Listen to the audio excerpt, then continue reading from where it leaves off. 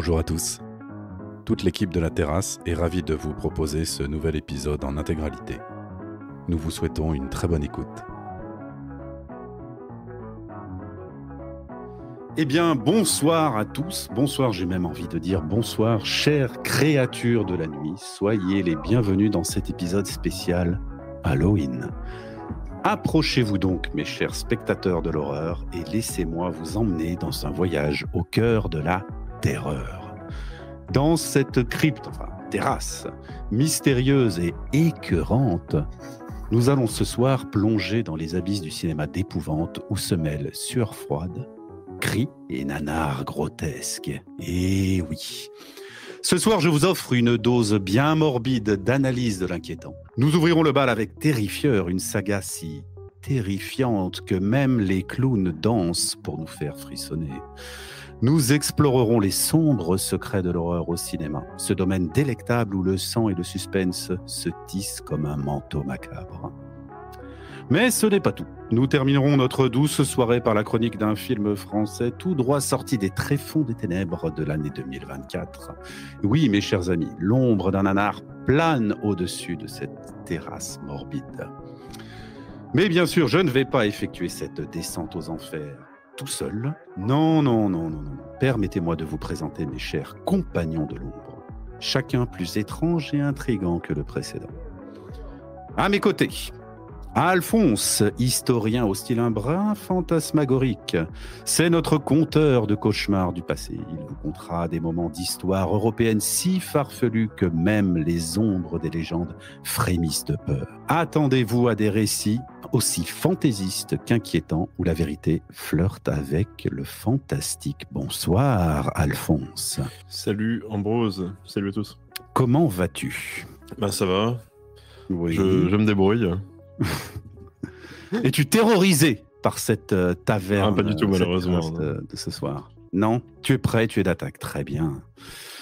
Nous avons aussi alors à nos côtés ce cher Palouf, le maître des chiffres et des mystères mathématiques. Mais gare à vous, ces équations sont si redoutables qu'elles pourraient donner des sueurs froides à n'importe quel génie des nombres. Il n'y a pas d'horreur qui ne puisse se décomposer jusqu'à l'os pour cette personne. Palouf, bonsoir à toi. Bonsoir.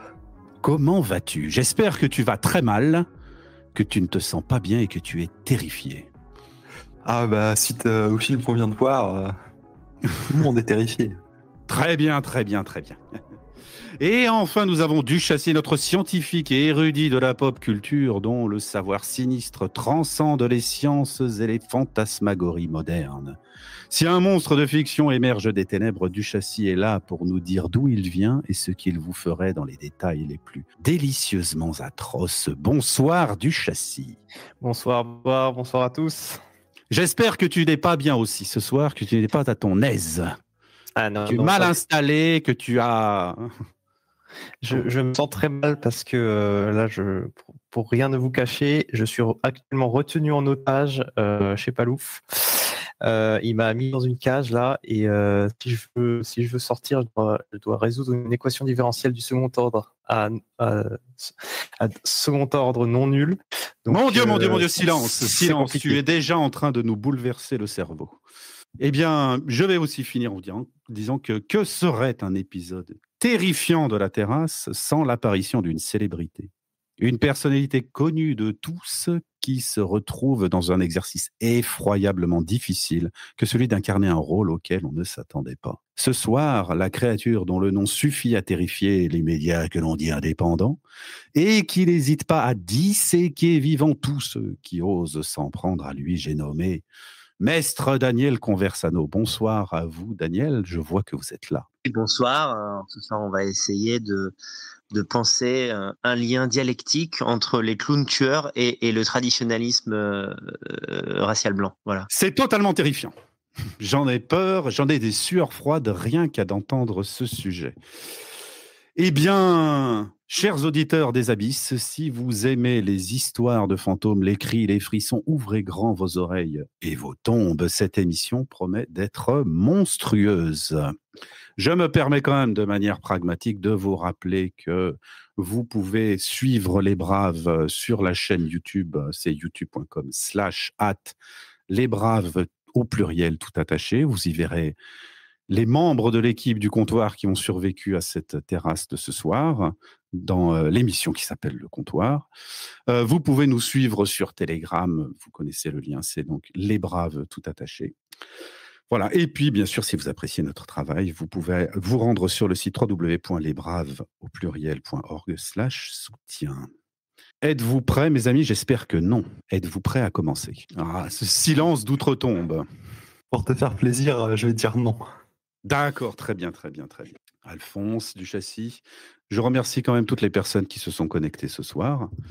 Eh bien, commençons. On avait dit ce soir que nous allions parler de Terrifier 3. Effectivement, c'est le film qui va être à l'honneur dans cette première partie de l'émission. Alors, Terrifier 3, comme son nom l'indique, c'est le troisième, mais pas réellement le troisième du nom, c'est plus ou moins le quatrième si on compte un court-métrage qui a été réalisé juste avant Terrifier 1, et qui s'appelait d'ailleurs Terrifier tout court.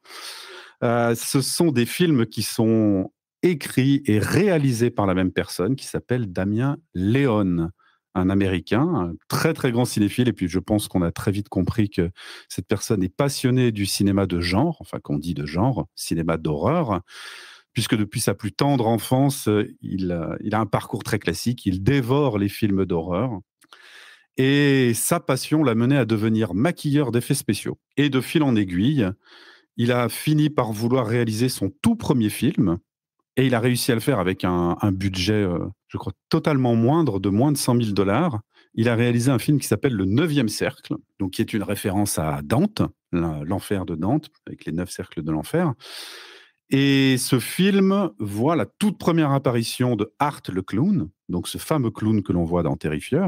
Et alors, il fait une apparition plutôt brève dedans, mais assez suffisante pour que après ce c'est un long métrage. Après ce long métrage, Damien Leone décide de faire un court métrage avec le clown en boogeyman protagoniste principal.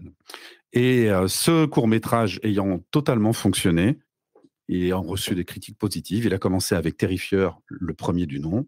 Puis ensuite, voilà, ça a été une histoire, on va dire, le rêve américain, puisque chaque Terrifier a eu plus de publicité que le précédent et c'est devenu une référence du cinéma d'horreur. Alors, ce qui est intéressant avec ce film, c'est que surtout, il est extrêmement gore graphiquement et il bénéficie, le numéro 3 dont on parle, d'une sortie en salle. Ce qui est plutôt rare pour un film de ce genre-là. Dans le gore, généralement, c'est du direct to vidéo. Et là, on a une sortie en salle avec, donc, rated R aux États-Unis, R pour restricted, qui est l'équivalent du moins 18 en France. Et en France, il sort dans des salles avec l'étiquette moins 18. Alors, parmi mes intervenants, lequel d'entre vous a vu ou n'a pas vu ce film? Je vous laisse parler. Palouf. Moi, j'ai vu le Terrifier 3. D'accord. Tu étais terrifié par Terrifier 3. Duchâssis, toi, tu ne l'as pas vu, je crois. Oui, alors c'est vrai que j'ai joué le rôle du mauvais élève, donc je vais mettre au fond de la classe, je vais envoyer des gommes au professeur. D'accord. Mais tu avais commencé à regarder le, tu nous avais dit. Oui, j'ai regardé, mais je vais me draper de ma cape du droit tardé et dire que je n'apprécie pas les films d'horreur. D'accord, et tu es au bon endroit. À l'exception d'Alien, voilà. Mais ça, c'est parce que c'est le côté science-fiction. Ouais. On reviendra un peu plus tard dans la partie sur l'horreur au cinéma et on évoquera quand même l'horreur de manière plus générale. Là, on va commencer à parler quand même de Terrifier 3 parce que c'est un véritable phénomène. Alphonse, toi, parle-nous de Terrifier 3. Quel a été ton rapport à ce film? Alors, non, moi j'ai fait l'erreur, comme souvent, de prendre vos conseils de films d'horreur et de les regarder avec ma nana. Et en fait, il faut pas le faire, surtout Terrifier qui est assez décérébré en fait. Donc j'ai regardé 30-40 minutes et après j'ai dû arrêter sous peine de détruire mon couple. Et 30-40 minutes, tu vas quand même bien. Ouais, une trentaine de minutes, quelque chose comme ça. Et après les minutes passent longuement parce que c'est du gore quand même. Et mais bon, comme je disais, pour parler d'un film, c'est mieux de ne pas l'avoir vu, quoi. Effectivement. Je me permets juste aussi, j'avais complètement oublié de le rappeler, mais je précise que les auditeurs, vous pouvez intervenir en postant un commentaire dans la section prévue à cet effet, la section commentaires sous le post d'annonce de l'émission. Vous pouvez interagir, on lira vos commentaires. Pour l'instant, vous ne pouvez pas monter pour intervenir, mais plus tard en fin d'émission, vous pourrez demander la parole éventuellement pour qu'on puisse parler un peu avec vous. Très bien. Et ensuite, Daniel, toi, est-ce que tu as vu Terrifier ? Alors moi, j'ai vu les 2 premiers Terrifier, mais j'ai pas vu le 3 parce qu'il vient de sortir au cinéma et comme je ne regarde aucun film téléchargé de manière illégale, jamais de ma vie ça ne m'est arrivé. D'accord. Voilà. Eh bien non, mais en fait, je n'ai pas vu le 3. Mais je peux parler des autres et on m'a parlé du 3, j'ai vu quelques extraits. Donc je connais un petit peu le lore de cette saga, comme on dit dans le jargon. Très bien. Alors, de toute façon, il est important d'avoir vu au moins le 2 pour comprendre le 3. Parce qu'il y a un véritable lien. Alors, c'est vrai que moi, je ne l'ai pas vu au cinéma, parce qu'il n'est pas sorti au cinéma là où je suis. Mais je l'ai vu, une version filmée au cinéma, caméra filmée au cinéma, en plusieurs fois, parce qu'il est quand même assez trapu. Il n'est pas plus violent que le 2, parce que pour moi, le 2 est quand même extrêmement violent. Mais on a quand même une bonne dose de gore. Ça reste gore. Et c'est ça qui est assez incroyable, c'est on a ce film qui n'aurait pas dû marcher, qui n'aurait pas dû sortir au cinéma, parce qu'il est explicite. Il n'y a absolument pas de hors-champ, ou très très peu. Et on se retrouve avec, en France, ils l'ont dit, il y a des cinémas qui réclament Terrifier, qui veulent des copies pour pouvoir le diffuser. Alors, il y a peut-être le côté interdit au moins de 18, et puis c'est un phénomène de mode, tout le monde en parle, et tout ça. Mais c'est pas que ça, parce que c'est quand même le numéro 3. Le numéro 2 a plutôt bien marché. Je crois qu'il est sorti que en streaming, comme le numéro 1, qui a dû sortir même purement en DVD. C'est un véritable phénomène. Il y a aussi quelque chose qui est assez surprenant, c'est que ce sont des films, les deux derniers, on va dire, Terrifier 2 et Terrifier 3, sont des films très longs, puisqu'ils font plus de 2 heures chacun. Ce qui est, on va dire, quand même assez surprenant pour des films gore, parce que généralement, ça va quand même pas très très loin, ce genre de film. Et on a l'impression que dans le 3, il a voulu encore plus repousser les limites. Il y a des choses qui sont quand même assez grotesques par rapport au 2, j'ai trouvé. Mais il a franchi un cap sans le franchir. C'est que là, il a carrément tué de manière un tout petit peu plus visuelle des enfants. Mais en fait, il ne montre pas leur mort. C'est-à-dire que les véritables morts hors champ sont des morts d'enfants. Et on voit que les résultats après. Je ne sais pas si vous vous souvenez, mais dans Terrifier 2, non, c'est dans le... Ah oui, si, je crois que c'est dans Terrifier 2, je sais pas, ou peut-être dans le court-métrage All Hallows Eve qui fait apparaître Terrifier, il tue des enfants, mais on ne voit pas les enfants morts. Et là, cette fois-ci, on voit quand même des cadavres d'enfants dans le numéro 3. Écoutez, on va parler un peu des 2 précédents et de cette série en général. Alors, Daniel, toi, qu'est-ce que tu en as pensé ? Déjà, pour rebondir sur ce que tu as dit, c'est vrai que ce qui est intéressant, ce qui t'a peut-être donné envie de parler de Terrifier 3, on pourrait se dire, tiens, quel rapport avec les Braves, quel rapport avec la culture, quelque part. Oui, c'est vrai. Oui. Mais c'est vrai que moi, ce que je trouve assez intéressant, c'est que ça permet aussi de parler des 2 premiers, c'est qu'en fait, il faut rappeler que le premier a été réalisé pour $30 000. Bon, vraiment, c'est rien du tout. Moins de 100 000, c'est 30 000. Ouais. Après, le 2, ils avaient un meilleur budget. Et là, je crois qu'ils avaient au moins $1 million de budget. Donc, en fait, c'est une réussite du cinéma indépendant, qu'on aime ou pas le genre horreur. Et le 3 est en train de marcher au-delà des espérances des producteurs, du réalisateur Damien Léon et même, je pense, des acteurs et tous ceux qui sont autour du film. Bon, moi, on peut toujours se demander pourquoi un film marche alors qu'on ne s'attendait pas à ce qu'il marche autant. Moi, j'ai quand même une petite idée, c'est que le cinéma aujourd'hui est extrêmement formaté. Je parle même pas du wokisme ou quoi, mais enfin, même aujourd'hui, tu regardes un thriller, si tu sais un peu à quoi t'attendre, quasiment tu devines les scènes à l'avance, tout se ressemble un peu.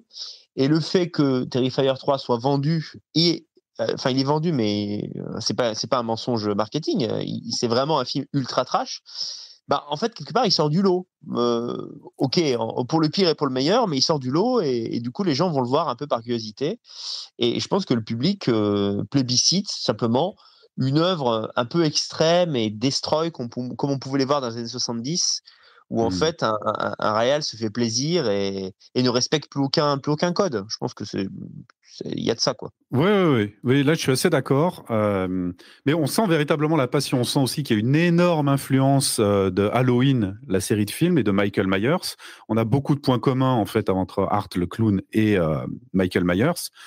En dehors du fait qu'il soit plus ou moins masqué, on va dire aussi que c'est un personnage qui se déplace très lentement, mais c'est aussi un personnage qui ne parle absolument pas. Qui ne parle absolument pas, qui semble avoir une obsession pour les femmes, c'est-à-dire qu'il a une forte tendance à vouloir prioritairement être sadique envers les femmes, un peu comme Michael Myers. Et après, qu'est-ce qu'on a comme truc ? On a un côté fantastique qui peut rappeler aussi Freddy Krueger, puisqu'il apparaît dans les rêves. On voit surtout ça dans, on va dire, à la fin du 1 et dans le 2. Le 2 bascule complètement dans le fantastique, parce que le 1, on peut se poser la question, est-ce que c'est un simple tueur en série ? Est-ce que c'est un nouveau Leatherface, un nouveau Buffalo Bill ou quelque chose dans le genre ? Parce que le premier épisode, au début, on le voit se maquiller, même s'il a des dents dégueulasses. On le voit se maquiller. Et à la fin, à la fin du 1, il se réveille et donc ça donne un monstre fantastique. De toute façon, il y a vraiment cette dualité, le bien contre le mal, surtout dans le 2. Moi, c'est la longueur du 2 qui m'avait un peu rebuté, parce que c'est limite un peu comme les Saw, c'est-à-dire qu'on a les scènes de gore, et entre les scènes de gore, c'est un peu compliqué. C'est un peu compliqué, je trouve. Je sais pas ce que t'en penses, toi, Daniel, mais entre les deux, on n'est pas. On sent qu'on est chez un plasticien plus que chez un scénariste. Ce qui est remarquable avec ce réalisateur, c'est que, en fait, je crois que c'est lui, en tout cas dans les premiers films, qui réalisait les maquillages. Et les maquillages, oui, mais encore aujourd'hui. Encore aujourd'hui. Ouais. Ah ouais. Franchement, il est excellent. C'est ce qui fait qu'on regarde les films. Après, c'est vrai parce que là, on fait un podcast sur ce film et j'en ai écouté d'autres de fans de films d'horreur sur le film qui sont globalement assez critiques, hein, et notamment du scénario. C'est-à-dire, on pense tous que Damien Léon doit payer un scénariste, quoi. Maintenant, il a les moyens avec le succès du 3. Voilà.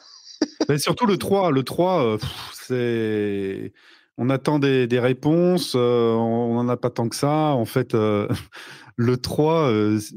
en fait, Damien Léon étant un plasticien de base extrêmement doué, et extrêmement... on sent sa passion pour l'univers. On sent aussi un truc, c'est qu'il construit le scénario pour aboutir aux scènes de gore.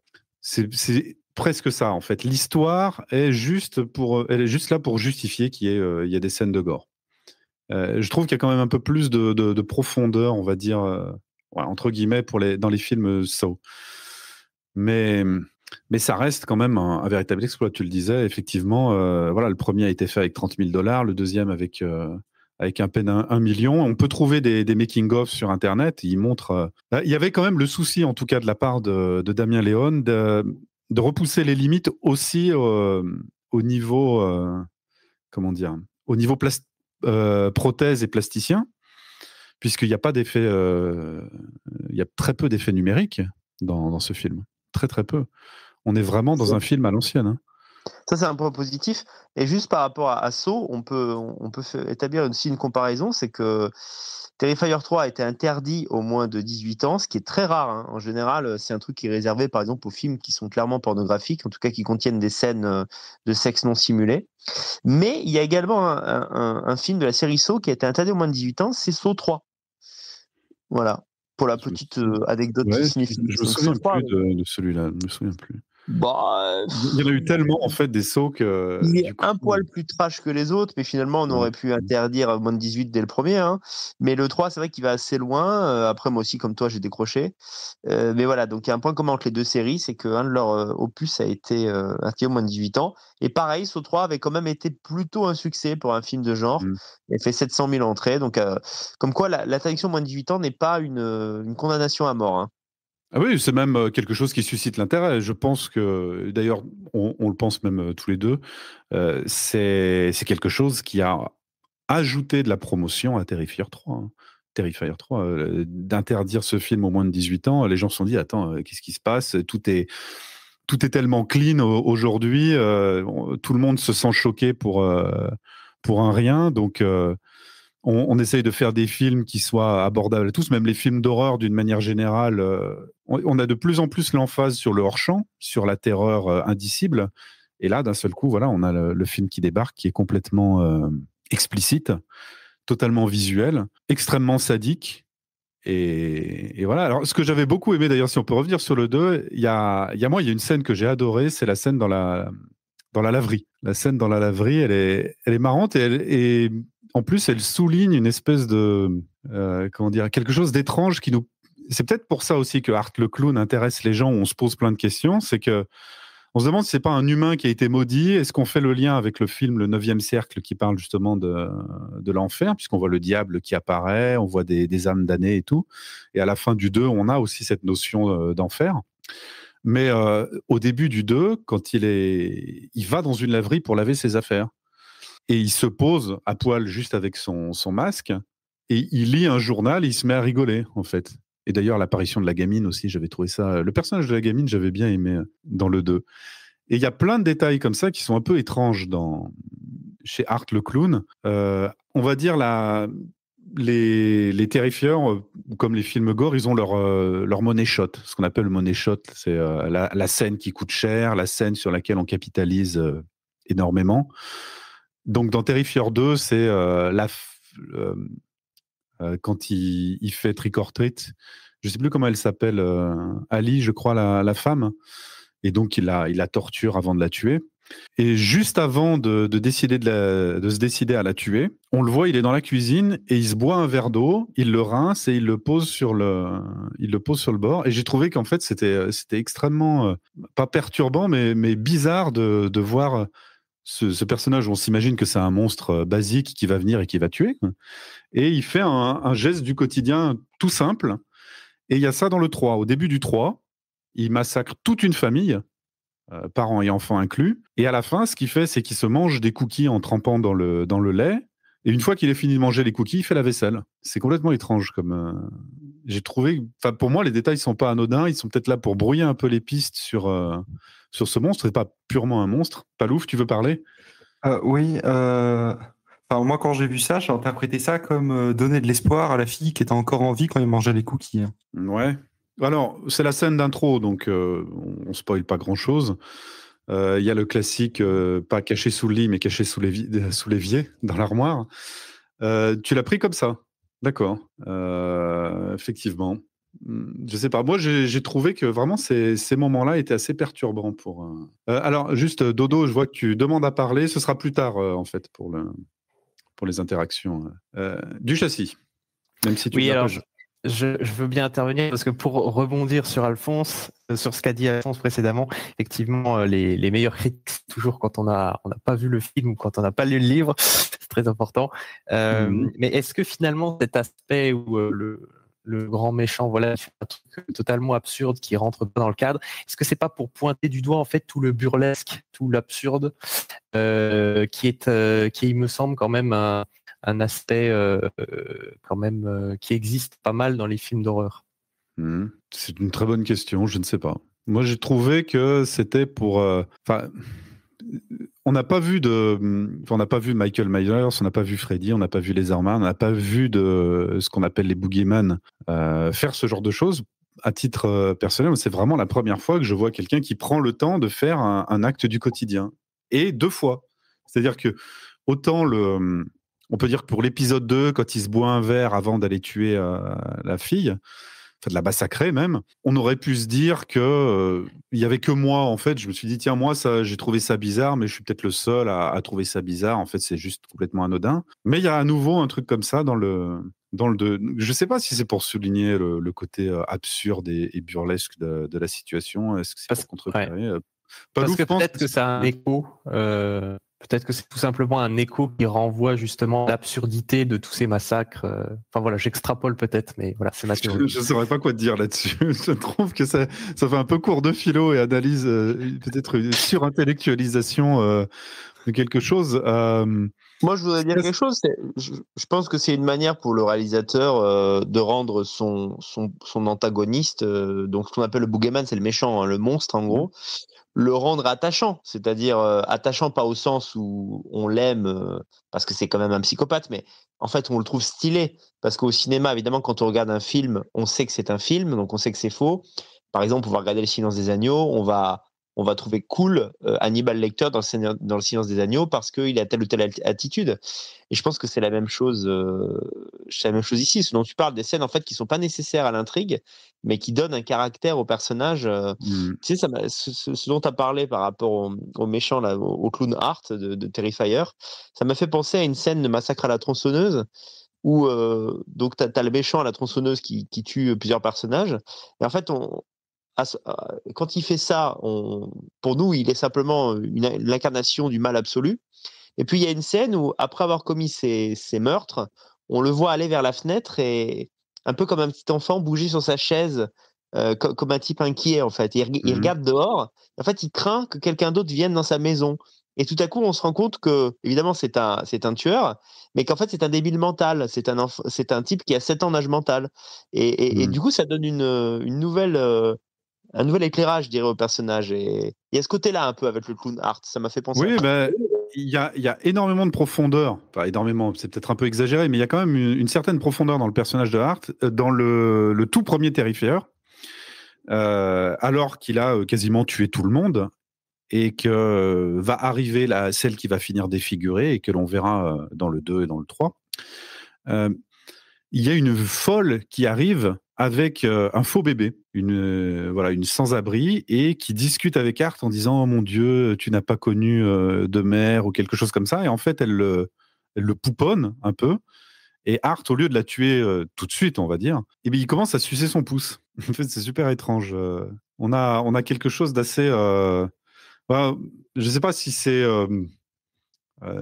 du remplissage creux, je ne sais pas si le terme d'ailleurs est bon, mais il y a un peu des couches quand même assez étranges sur le personnage de Art le Clown. C'est peut-être pour ça justement qu'il est apprécié et qu'il intrigue. Parce que après, il fait des choses du quotidien, mais tout en faisant des choses complètement sadiques. Et puis, on va dire que la fin du 2 et le début du 3 sont complètement dans le surnaturel. Quelqu'un voulait parler, j'ai pas vu. Est-ce que c'est pas l'ultime mal Sigma? Désolé, je vais juste dire Art le Clown. Est-ce que c'est pas l'ultime mal Sigma, Ambrose? Je sais que toi t'affectionnes le concept. Oui, effectivement. Il est dans la règle Sigma 666, tout à fait, Alphonse. Je sais pas. Daniel, toi, tu voulais dire quoi que c'est... Non, moi j'allais dire que, en fait, j'ai un peu le même avis que du châssis, c'est-à-dire que je trouve la violence un peu vaine dans ces films. Et puis, globalement, en fait, ce sont des films amateurs, surtout le 1. Mais malgré tout, après tout, j'ai vu tellement de films que retenir un film, ne serait-ce que pour une scène, fait que le film n'est pas complètement nul pour moi. Et dans le 1, c'est la scène au diner, quoi. En fait, la scène la scène où ils sont dans une espèce de pizzeria, et en fait, le clown entre et il essaie de séduire l'antagoniste. Mais cette scène est décalée, mais elle est drôle. Et pourtant, j'aime pas le genre comédie horrifique. Mais franchement, cette scène est purement réussie parce que tu sens le malaise. En fait, pendant toute la scène, tu te dis putain, est-ce qu'il va les tuer? Et en fait, elles n'ont pas conscience d'avoir affaire à un type qui est juste un malade mental. Ça craint des décalage. Mais surtout qu'en plus, à ce moment-là, on s'imagine que c'est un humain encore. Donc là, je suis d'accord. En plus, on a la bimbo de base qui va s'asseoir sur ses genoux pour faire un selfie alors qu'il arrête pas de regarder l'autre femme. On se demande, oui, effectivement, s'il va pas sortir un couteau pour l'égorger devant tout le monde. Enfin, c'est vrai que cette scène est marrante. Moi, c'est la scène dans la laverie dans le numéro 2. Et puis, probablement la classique scène dans les douches, dans le numéro 3, parce qu'il y a une classique scène. La scène dans les douches, c'est un grand classique du cinéma gore, horreur, slasher, on va dire. Quand on est dans un film d'horreur, bon, si on le sait, il faut jamais baiser dans la douche. Ça, c'est une règle Sigma, Alphonse, pour toi. Ou ne jamais dire « je reviens », ça aussi, du châssis. Qu'est-ce que tu voulais dire? Non, je voulais juste dire qu'il fallait faire passer le message à Ellen Ripley, du coup. Qu'il fallait faire passer le message à... Et qu'il faut jamais baiser dans une douche. Oui, dans Alien, tu sais, il y a une scène de douche également. Exactement, mais dans le 3. Oui, je suis plus sûr. Oui. Et puis, il y a aussi dans Alien Covenant, aussi, il me semble. Mais oui, donc, en tout cas, pour revenir à Terrifier, on a un film qui a dépassé Joker au cinéma. C'est-à-dire qu'au box-office, Joker s'est complètement vautré, alors que le tout premier était un énorme succès. Visiblement, ils ont essayé de bouleverser cet épisode 2 en changeant des choses. D'aucuns diraient que, a priori, comme le personnage du Joker dans le premier film a été un peu repris par la alt-right comme un symbole, ils ont essayé de le briser dans le 2. En tout cas, le 2 s'est totalement vautré. Et Terrifier 3 l'a explosé au box-office. Mais c'est ça qui est quand même assez surprenant. On a sporadiquement des films d'horreur qui arrivent un peu ex nihilo. Alors, Terrifier 3, non, pas ex nihilo, puisqu'il y en a avant, mais je pense à Paranormal Activity, qui avait bénéficié d'une promotion où ils n'avaient pas payé énormément, ils avaient juste filmé la réaction des gens lors de l'avant-première. Ils avaient diffusé ça sur Internet et ça avait intéressé tout le monde. Mais on a eu aussi le projet Blair Witch qui avait cartonné, alors que celui-ci aussi avait également coûté 3 francs 6 sous. Hein. Et ça avait lancé ou relancé en tout cas la mode des found footage, parce que ça existait déjà, les found footage, ça existait déjà. Il y a Cannibal Holocaust qui est un des plus grands représentants de ces films. Donc voilà, Terrifier 3, et pourtant 2024 semblerait être une année assez riche en films d'horreur. J'ai pas les noms, mais je sais qu'il y en a un avec Demi Moore, qui est un film qui serait presque du Cronenberg, parce que ça parle de la chair. C'est une femme qui ne supporte pas de vieillir et qui finalement prend un produit qui la rajeunit. On a Smile 2. Alors moi, j'avais pas vu le 1, donc j'ai pas vu le 2 non plus, mais lui aussi est sorti, mais je sais pas s'il est sorti en salle. On a Quiet Place, c'est peut-être la préquelle aussi qui est sortie cette année, mais c'est vraiment Terrifier 3 qui semble, pour l'instant en tout cas, ça fait 2 semaines qu'il est sorti et il semble être parti pour faire un gros raz-de-marée. Est-ce que l'un des membres du comptoir et Daniel souhaitent dire quelque chose là-dessus? Palouf, toi qui as vu le film, tu l'as vu le 3? Oui, j'ai vu le 3 en entier. D'accord. Alors parle-nous du 3. Tu l'as vu en plusieurs fois ou en une fois? Parce que moi, je me le suis mis en plusieurs fois quand même. Je l'ai vu en 2 fois parce que j'ai commencé à le regarder trop tard, donc je suis parti me coucher. D'accord. Et ça t'a fait... C'est parce que ça t'avait fait peur ou... Non, quand je regarde le film, c'est pas tellement de la peur. Enfin, il y a une forme de gêne face... Enfin, c'est un peu dégoûtant de voir ce qui se passe, quoi. Enfin, mais je sais pas si... Enfin, c'est pas vraiment de la peur qu'on ressent, je trouve. Ouais. C'est-à-dire que tu vas pas te coucher une fois en disant merde, ça se trouve, il y a Art le clown qui va débarquer, quoi. Non. Ok. C'était vraiment purement une question comme ça. Mais le 3, alors, globalement, est-ce que tu avais vu ceux d'avant? Non. Donc tu as dû être un peu résumé gentiment pour toi pour moi le scénario, mais je n'ai pas vu les films. Je m'étais un peu trompé. Il a fallu que je revoie quand même des résumés des 2 films avant de faire l'émission, parce que j'avais un peu oublié l'histoire au final, qui n'était pas si palpitante. On se souvient des scènes de gore, mais l'histoire, j'avais mélangé un peu quelques personnages. Le 3, ouais, il y a la scène avec le Père Noël dans le bar. Il y a la scène avec le Père Noël dans le grand magasin.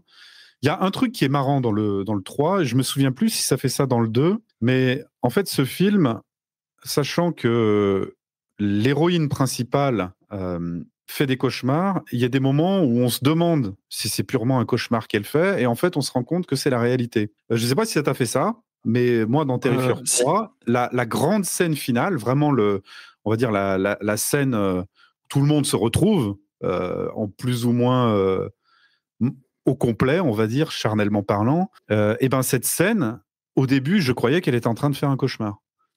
Oui, de même, elle est assez bien réussie. Enfin. Ouais, c'est-à-dire que là je dis c'est un cauchemar, puis d'un seul coup il y a une espèce de fondu au noir et ça revient et elle se réveille pas. En fait, c'est la scène. On est à nouveau dans la scène. C'est super étrange comme sentiment. Et je me souviens pas s'il faisait ce genre de choses dans le 2, mais il y a un certain sadisme, en tout cas dans la réalisation, je trouve qu'il y a des idées qui sont plutôt sympathiques parfois. Et toi, c'était ton premier film gore ou? Ah, aussi gore que ça, oui, mais c'est pas. Enfin, quelque part, je suis presque un peu surpris que les gens veuillent voir ça parce que c'est vraiment dur à regarder, quoi. Enfin, tu vois des gens se faire détruire, quoi. Enfin, Démembré, oui, tout à fait. C'est pas le film le plus gore et le plus sadique et le plus violent qui existe, hein. Là, on est un peu à la limite, mais on sait que ça reste un film parce que c'est un clown, parce qu'il y a du surnaturel. Donc c'est peut-être aussi pour ça qu'il cartonne. Il marcherait peut-être moins s'il y avait un côté beaucoup plus réaliste. Est-ce qu'aujourd'hui, les gens ont vraiment envie de voir un film qui parle de Pogo le clown, de Jeffrey Dahmer ou des choses comme ça? Il me semble qu'ils ont fait un remake d'ailleurs du film sur Jeffrey Dahmer avec Elijah Wood dans le rôle de Dahmer, je crois. Et ça n'a pas fait énormément d'émules, il me semble. Mais peut-être que voilà, le côté fantasque et fantastique du film expliquerait aussi son succès, parce qu'il y a vraiment des côtés too much. Moi, j'aime bien... Daniel disait que ce qui était drôle, c'était dans le 1, quand il rentre dans la pizzeria, c'est marrant. J'ai trouvé qu'on retrouvait ce côté marrant un peu dans le bar, dans Terrifier 3, et un côté drôle jusqu'à ce que ça devienne gore. Et un peu la baston finale entre l'héroïne du film et Art possède des passages marrants, mais vraiment, limite, on est au point où elle met un coup de talon sur son pied géant de clown et que ça fait limite poète-poète, quoi. Il y a vraiment des passages un peu étranges dans cet univers. Pour confirmer ce que tu disais, Ambroise, c'est vrai que les scènes, moi je pense notamment à la scène de fin, les scènes qui sont vraiment les plus choquantes à regarder, c'est des scènes c'est des châtiments qui ont, à peu de choses près, été déjà pratiqués, quoi. Donc, il y a peut-être le côté réel qui rend le truc plus violent, quoi. Oui. J'ai envie de dire oui, parce que effectivement, comme il est fort probable qu'il y ait des gens qui n'aient pas regardé le film, on va pas dire qui meurt, qui reste, qui quoi, ou quel genre de torture, mais tu as raison qu'il y a certaines tortures qui ont un côté réaliste, dans la scène finale. Après, la scène de fermeture, qui laisse place à Terrifier 4, clairement. Au moins, on spoil pas, mais de toute façon, il est parti pour rester, un peu comme Pinhead de la série Hellraiser. Daniel, est-ce que tu veux... Oui, moi, comme j'ai dit au début, je n'ai pas vu le 3. Mais je dirais que moi, ce qui me tient toujours un peu à distance de ces films, c'est pas le fait qu'ils soient gore ou trop gore, c'est... comment dire? Moi, j'aime bien qu'un film d'horreur essaye vraiment de te faire croire à l'histoire qu'il est en train de te montrer. Donc, en fait, c'est pour ça que j'ai beaucoup de mal avec les films d'épouvante qui sont trop surnaturels. En fait, pour moi, le pire film d'horreur finalement qui puisse exister, c'est un film d'horreur où tu crois à la réalité de ce qui se passe. Ou qui met en scène des tueurs en série, des choses comme ça, des choses dont on sait qu'elles existent. Et où est-ce que je veux en venir, c'est que moi, ce qui me casse un peu les pieds dans ce genre de spectacle, c'est que typiquement, il y a des passages obliges comme le fait de créer une Final Girl. Donc, pour ceux qui connaissent pas un peu ce milieu, ce genre, souvent dans les sagas d'horreur, comme dans Scream, vous allez avoir un personnage qui aura tendance à survivre en fait à tout ce qui se passe. Et du coup, quand tu regardes le 2e, 3e, 4e épisode de la saga, tu es à peu près certain que la Final Girl ne va pas mourir. Et ça enlève quelque chose au suspense, et ça me fait toujours un peu sortir du film et me donne l'impression qu'on fait joujou, hein, en quelque sorte. Et c'est ce qui fait que j'arrive à supporter les Terrifier, alors qu'en fait, ce qui s'y passe est complètement odieux. Mais en fait, je n'y crois pas. Voilà. Donc, mais c'est un peu comme un train fantôme, quoi. Oui, mais j'ai envie de dire, il y a quand même des surprises. Ce qu'il y a, par exemple, c'est la chose qui avait fait que le remake par Zack Snyder de Zombie, le deuxième Romero, celui qui se passe dans le supermarché, il avait pris des acteurs qu'on connaissait trop peu, voire très peu. Dans la balance, par exemple, je prendrai un exemple avec un film, alors c'était pas 13 fantômes, c'était l'autre, c'était un film d'horreur où il y avait Catherine Zeta-Jones, où il y avait, j'ai oublié le nom de l'acteur, celui qui joue dans, c'est pas celui qui joue Qui-Gon Jinn dans Star Wars, parce que j'ai oublié les noms des autres films dans lesquels il joue. C'est pas grave, c'est pas important. c'était un film où il y avait des acteurs connus et tu savais très bien que comme ils avaient coûté le plus cher, ils allaient finir à la fin. Et à la fin du film, effectivement, c'est eux qu'on voit sortir de la maison hantée, alors que l'héroïne principale du film étant moins connue, elle meurt dans je sais plus quoi. Et dans Zombie de Zack Snyder, voilà, les acteurs étant peu connus, on était un peu dans le doute de savoir qui c'est qui allait survivre ou pas. Et Terrifier, en plus, que j'ai envie de rajouter, je te l'avais déjà évoqué auparavant, il y a un truc qui est marrant avec Damien Leone, c'est que il cherche pas du tout la bimbo.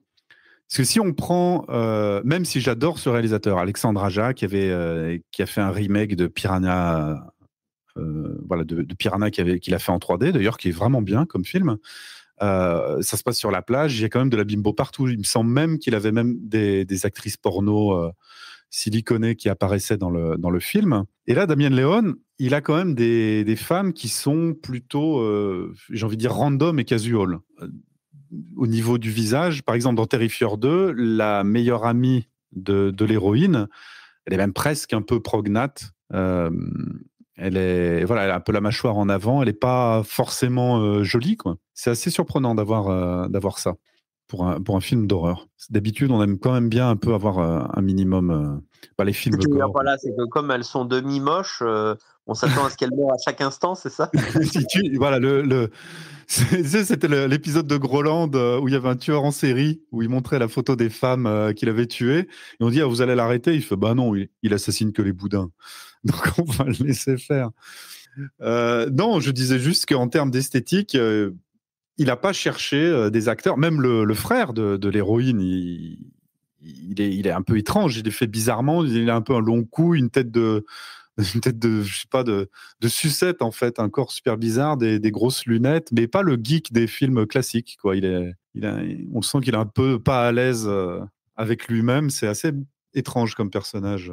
Je trouve que dans les Terrifiers, voilà, on n'a pas de Final Girl classique comme les films d'horreur nous ont habitués plus récemment. Voilà. Quoique même avant, les filles étaient quand même plutôt jolies, plus jolies, je trouvais. Mais là, c'est vraiment purement subjectif. Je sais pas, Palouf, t'en penses quoi, toi, de l'esthétique des personnages féminins dans Terrifier, de la plastique? Elles sont toutes très jolies. Je suis pas sûr de. C'est moi alors c'est moi qui dérape. C'est le budget, Ambrose. C'est normal. Pas forcément. Je sais pas. On peut trouver des actrices jolies pour. Enfin, je sais pas. Écoute, si tu le dis, pourquoi pas. Je me permets juste de faire une ingérence. Donc, Toto Hipster se permettait de préciser que Elijah Wood a joué dans le remake de Maniac. Et c'était exactement ce film dont je voulais parler. Et merci, Apax. D'ailleurs, le remake. Comment? Pas d'ailleurs, le remake. Je l'ai pas vu. Je ne l'ai pas du tout vu. Mais ce que l'on peut faire, alors, on va essayer de finir un peu sur Terrifier 3. Je posais la question, est-ce que c'est du gore mainstream? J'ai envie de répondre que pas du tout. C'est pas du gore mainstream. Je dirais que c'est un succès. Tant mieux pour Damien Leone. Je suis content pour lui. Content pour les films de genre parce que ça va peut-être un peu redonner du souffle à, on va dire, une catégorie de films qui basculait de plus en plus dans le cheap et dans le ridicule. On avait des maisons de production, alors pas Asylum, parce que Asylum, c'est purement des films en images de synthèse, enfin en tout cas des effets spéciaux en images de synthèse, mais je pense à Brain Damage, je pense à comment il s'appelle, à Trauma, qui faisait des films gore, mais voilà, low budget. On a aussi au Japon les Sushi Typhoon. Alors eux, ils balançaient tout le budget, on va dire, dans les litres de sang. Et derrière, il y avait quand même un côté plastique peut-être bien fait, mais pas tant que ça. Et peut-être que le succès de Terrifier va insuffler un peu de renouveau, ou en tout cas, ça va permettre à d'autres films d'arriver et d'être un peu plus sérieux, parce que au bout d'un moment, le gore, quand c'est mal fait, c'est totalement ridicule, et le film est complètement décrédibilisé. Donc pour moi, il n'est pas mainstream le film. Palouf, est-ce que tu penses que est-ce que tu penses qu'il il mérite d'être en salle, ou est-ce qu'il vaudrait mieux qu'il soit directement en streaming? Globalement, est-ce que tu donnerais une note? Quelle note tu donnerais à ce film, on va dire plutôt? C'est une question difficile parce que je regarde pas vraiment ce genre de film en dehors des chroniques qu'on prépare. Il réussit bien ce qui est, à mon avis, son objectif, qui est d'avoir. Je veux dire, on ressent vraiment on ressent vraiment un côté malsain quand on regarde le film, et je pense que c'est un peu ça le but. Ah bon, complètement. Mais toi qui n'es pas habitué à ce genre de film, et qui est plus quelqu'un de pragmatique, puisqu'on l'a déjà entendu dans les émissions du comptoir que tous nos auditeurs ont bien sûr déjà écouté. Si vous ne les avez pas écoutés, rendez-vous sur la chaîne YouTube des Braves et vous pourrez écouter tous les épisodes du comptoir et rattraper votre retard. Donc toi, voilà, de manière froide et pragmatique, tu analyses le film, tu dis c'est un film, on m'a vendu un film qui est gore et qui fait peur. Ça fait pas spécialement peur, mais c'est gore et ça met mal à l'aise. Donc un contrat rempli. Oui. Très bien. Il y a quelques scènes qui sont quand même dures à regarder, quoi. Normalement, quand on regarde un film, on regarde vraiment l'écran. Il y a quelques scènes où j'ai détourné le regard, quoi. C'est vraiment gênant à voir, quoi. Moi, le 3, j'ai été un très grand fan de films d'horreur pendant pas mal d'années. À l'aube d'une nouvelle année qui va commencer pour moi, je suis extrêmement fatigué de ce genre. Je l'encaisse beaucoup moins, en fait. Voilà, je l'encaisse beaucoup moins. Terrifier était un peu une exception, mais Terrifier 3, je l'ai regardé en plusieurs fois. Vraiment, je l'ai regardé en plusieurs fois parce que voilà, je me suis dit, voilà, j'ai vu une scène, moi, je la digère un peu et puis je regarderai la scène suivante plus tard. J'avais même plutôt tendance à vouloir la regarder, à vouloir le regarder le matin, tu vois, plutôt que le soir. Et j'étais content d'ailleurs de l'avoir vu en screener avec une couleur un peu palote, pour que ça me donne un peu de recul encore avec celui-là. Le sang est plutôt réussi, d'ailleurs, puisque généralement, dans les films gore, le sang est, on va dire, moyen. Il permet de savoir que c'est pas crédible. Et j'en profite pour signaler qu'il y avait un film qui, moi, m'avait impressionné au niveau du sang, que j'avais trouvé extrêmement crédible. D'ailleurs, ils avaient utilisé du vrai sang pour le faire, mais c'était Martyr. Martyr, qui est un film français. Ceux qui sont fans de films d'horreur l'auront sans doute déjà vu. Ceux qui sont fans de films d'horreur et qui ne l'ont pas vu, je vous invite à le voir parce que il reste encore aujourd'hui dans la liste des films qui sont très pesants dans l'ambiance. Je trouve pour un film d'horreur français, c'est très réussi globalement.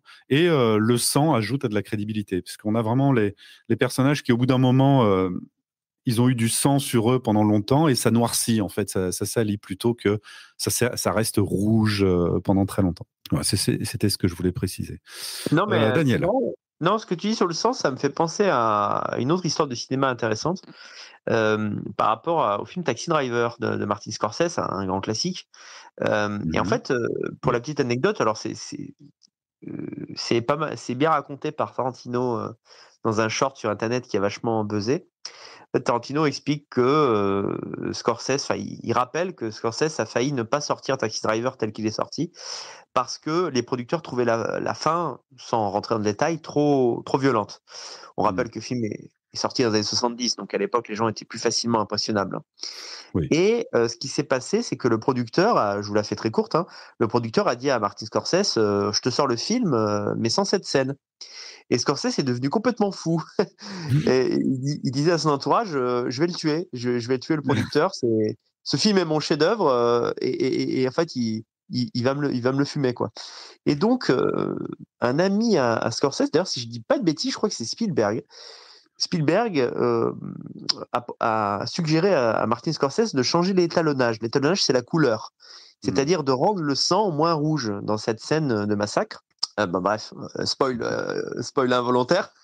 Oui, mais enfin, voilà, mais on n'en saura pas plus. Donc, on n'en saura pas plus. Du contexte, on n'en saura pas plus. Il y a une scène très violente à la fin, et donc il a dit, si tu ternis un peu le sang, le comité de censure sera peut-être plus clément.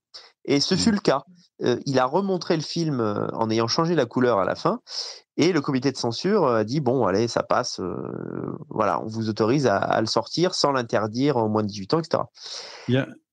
Mais pour terminer l'anecdote, c'est que le paradoxe, c'est qu'en ternissant le sang, un peu comme tu l'as dit pour le film Martyr de Pascal Laugier, en réalité, la scène paraissait plus réaliste. Le sang faisait moins, tu sais que ça ressemblait moins à ce qu'on voit dans les films de Dario Argento, où voilà, tu vois rougeau, Voilà. Voilà, et donc en fait, cette façon très réaliste de montrer le sang, en ternissant l'image, ce qui n'était pas dans la volonté de Scorsese au départ, eh bien, ça fait de la fin de Taxi Driver un des moments les plus authentiquement violents de l'histoire du cinéma. Voilà. Il faudrait que je revoie, parce que je me souviens plus trop. Mais il y a un site internet qui parle de la censure comme ça au cinéma et qui explique, en fonction des versions DVD, ce qui a changé. Et on a des films qui, des fois, ils disent, bon, ben, ça a coupé 1 seconde avant, 1 seconde après, ou alors ils disent, ils ont changé l'étalonnage pour rendre le sang effectivement moins visuel ou moins sanglant, moins. Ça se joue à rien. Ça se joue à rien. Bon, Terrifieur, lui, de ce côté-là, comme c'est un plasticien, il utilise quand même un sang qui est très crédible, mais qui reste rouge sang longtemps. Donc voilà, moi c'est vraiment ce qui m'avait marqué dans Martyr. Dans Martyr, j'avais dit, oula, il y a vraiment une énorme crédibilité à ce niveau-là. C'est-à-dire qu'elles ont le sang rouge à un moment, et puis très rapidement, le sang sèche, et ça se voit sur eux. Ça devient presque, en fait, sale et terreux, quoi. Donc ça avait participé. En plus, je l'avais vu au cinéma. Oui, il était très, très. Je trouve que c'est un très bon film d'horreur français. Mais on va basculer là-dessus. Alors, Duchâssis, Alphonse, les mauvais élèves du fond de la classe, retournez-vous de votre coin. Qu'avez-vous à dire sur les terrifieurs? Alphonse, tu as quand même regardé 40 minutes de 3. Hein, ouais, un truc comme ça, ouais, j'ai dit 40. Est-ce que tu as vu la scène du Père Non Noël seulement dans le j'ai pas bar? beaucoup regardé le film, j'ai pas non plus regardé le timer. Mais la première scène de la annonce la laverie. couleur. Mais t'as regardé le la 2 scène de la alors. laverie dont tu as parlé. Ouais, Moi, je trouve le 2. génial le personnage de la gamine. Il est terrifiant. Mais j'ai trouvé ça extrêmement dégueulasse, et ça remet en cause mon amitié avec toi, en fait, pour tout te dire. D'accord. Écoute, non, c'est juste extrêmement dégueulasse. Je comprends même pas le délire du film, et pourquoi à un moment la nana se chie dessus, ou je rêve. C'est quoi ce truc déjà? Je me souviens plus. Non, pas du tout. Non, par contre, dans le 1, Art le clown signe avec ses propres excréments dans les toilettes de la pizzeria. C'est parfait, ça me rappelle le lourd Moyen-Âge. Mais... C'est du lourd Moyen-Âge, on est vraiment dans du lourd Moyen-Âge, tout à fait. Oui. Mais donc les 40 premières minutes que tu as vues, c'est Terrifieur 2, c'est même pas Terrifieur 3. Oui, en plus c'est Terrifieur 2. Bah, tu m'as dit qu'il fallait regarder le 2 avant de regarder le 3, donc j'ai suivi ton conseil. Mais ouais, mais ça m'a rappelé. Mais c'est vrai maintenant que mais j'ai trouvé Martyr quand même plus regardable que Terrifier, parce que Terrifier, il y a un côté. En fait, il y a même pas de scénar. Enfin, il y a un scénar, tu m'apprends ça, mais je veux dire, il y a un côté juste tuerie pour tuerie, quoi. Alors que Martyr, on te laisse planer un genre de semi-scénar. Et la fin est assez. Mais d'ailleurs, il y a eu un remake américain, il me semble. De Martyr, ouais, je crois qu'il est moins. Oh, je sais plus, j'ai pas regardé. Oui, parce que tout ce qui fait la fin violente, enfin tout ce qui fait la violence de la fin du film, et donc le film dans son ensemble, a été enlevé aux États-Unis. L'héroïne a une destinée un peu différente dans le film des États-Unis, mais on en est de toute façon, les Américains à leur niveau. Je crois que c'est quand ils ont fait Les Visiteurs en Amérique, ils n'avaient pas les chicos pourris comme dans le 1 et le 2, parce qu'ils disaient que pour eux, les chicos, c'est important. Donc voilà, on a perdu un des membres. Il va revenir, il reviendra. Il a eu peur, il a été terrifié par notre émission, notre star de l'épisode d'aujourd'hui. Avançons donc, on a parlé de Terrifieur, c'est un peu les raisons pour lesquelles il marche, on a évoqué ça. Maintenant, on va parler un peu plus de l'horreur de manière générale, donc je coupe pour dire Batou, ça sert à rien de demander à parler, tu pourras parler à la fin, plutôt vers la fin. Voilà, tu pourras intervenir vers la fin, mais si tu as des choses à dire, n'hésite pas à le dire dans la section commentaires, juste en dessous du message annonçant cette émission. Bien, bon, c'est pas grave. Alors les amis, l'horreur au cinéma. Est-ce que, de votre côté, en fait, quel est votre rapport au cinéma d'horreur? Est-ce que vous en avez vu? Est-ce que vous en avez beaucoup vu? Est-ce que vous évitez absolument ce truc? Et puis finalement, tiens, est-ce que c'est de droite, le film d'horreur? On pourrait limite se poser la question, non? Alors, tu fais bien de poser la question parce que... Pardon. Figure-toi que c'est pas mon premier film d'horreur. Je me souviens que c'était en 2022 quand j'ai pris le RERB à Paris. Voilà. Bon, C'était la blague du soir. Bien, on marque des points nationaux, c'est parfait. Très bien. Oui, mais c'était pas assez droitard le sujet, donc. Ah non, pardon. Bon, alors, si tu veux, alors je peux ouvrir les guillemets. Les films d'horreur semblent étrangement en opposition avec les idéaux de rédemption et de compassion. Dans le monde, la compréhension et le pardon n'ont pas de place face à une menace irrationnelle et destructrice. Le rejet de résolution pacifiste des conflits peut être interprété comme une critique des idéaux progressistes. Fermez les guillemets. Voilà, d'accord. Alors, ça vient d'où? Est-ce que c'est toi? C'est signé ChatGPT. Voilà, d'accord. Ok. D'accord. Et tu lui as demandé quoi? C'est quoi le prompt pour avoir un truc comme ça? Le prompt, c'est fais-moi une critique du film Terrifier d'un point de vue de droite. C'est génial. Pour renchérir sur ce que dit Duchessis, le film Alien, c'est pas vraiment lui qui le dit. De spoil, puisqu'il est sorti il y a genre 40 ans, finit quand même sur une déportation. Alien 1 le film qui s'appelle Alien. Mais il y en a plein. Le premier. Le premier. Ouais, le premier se finit sur une déportation? Dans l'espace. Ouais. Une errance? Je comprends pas. Non, l'héroïne ouvre le sas et déporte l'alien. Ah oui, effectivement, c'est un grand intriguant. Moi, j'avais un côté un peu plus épique de la déportation, mais d'accord. C'est pas le mot que j'aurais utilisé. Quelque part, welcome Xénomorphe. Qui sommes-nous pour juger cette forme de vie qui nous veut que du bien. Ouais. C'est peut-être pour ça que. Non, mais Alien, d'ailleurs, c'est purement un film d'horreur. Pour moi, on avait posé la question, mais oui, c'est un film d'horreur. Clairement. D'ailleurs, parmi les meilleurs Ridley Scott. Le 2 est totalement différent, mais il est excellent aussi. J'ai adoré le 3, qui se rapproche plus du 1 d'ailleurs. J'avais beaucoup aimé le livre et je trouve que le 3 a une bonne ambiance poisseuse. Je trouve que la version, le 4 de Jean-Pierre Jeunet est pas bon, globalement. Mais tout pour toi, Palouf, c'est Alien le film qui t'a marqué en film d'horreur alors? Je dirais, moi, ce qui m'a le plus marqué, c'est. Je ne sais pas si ça compte techniquement parler comme de l'horreur, mais c'est.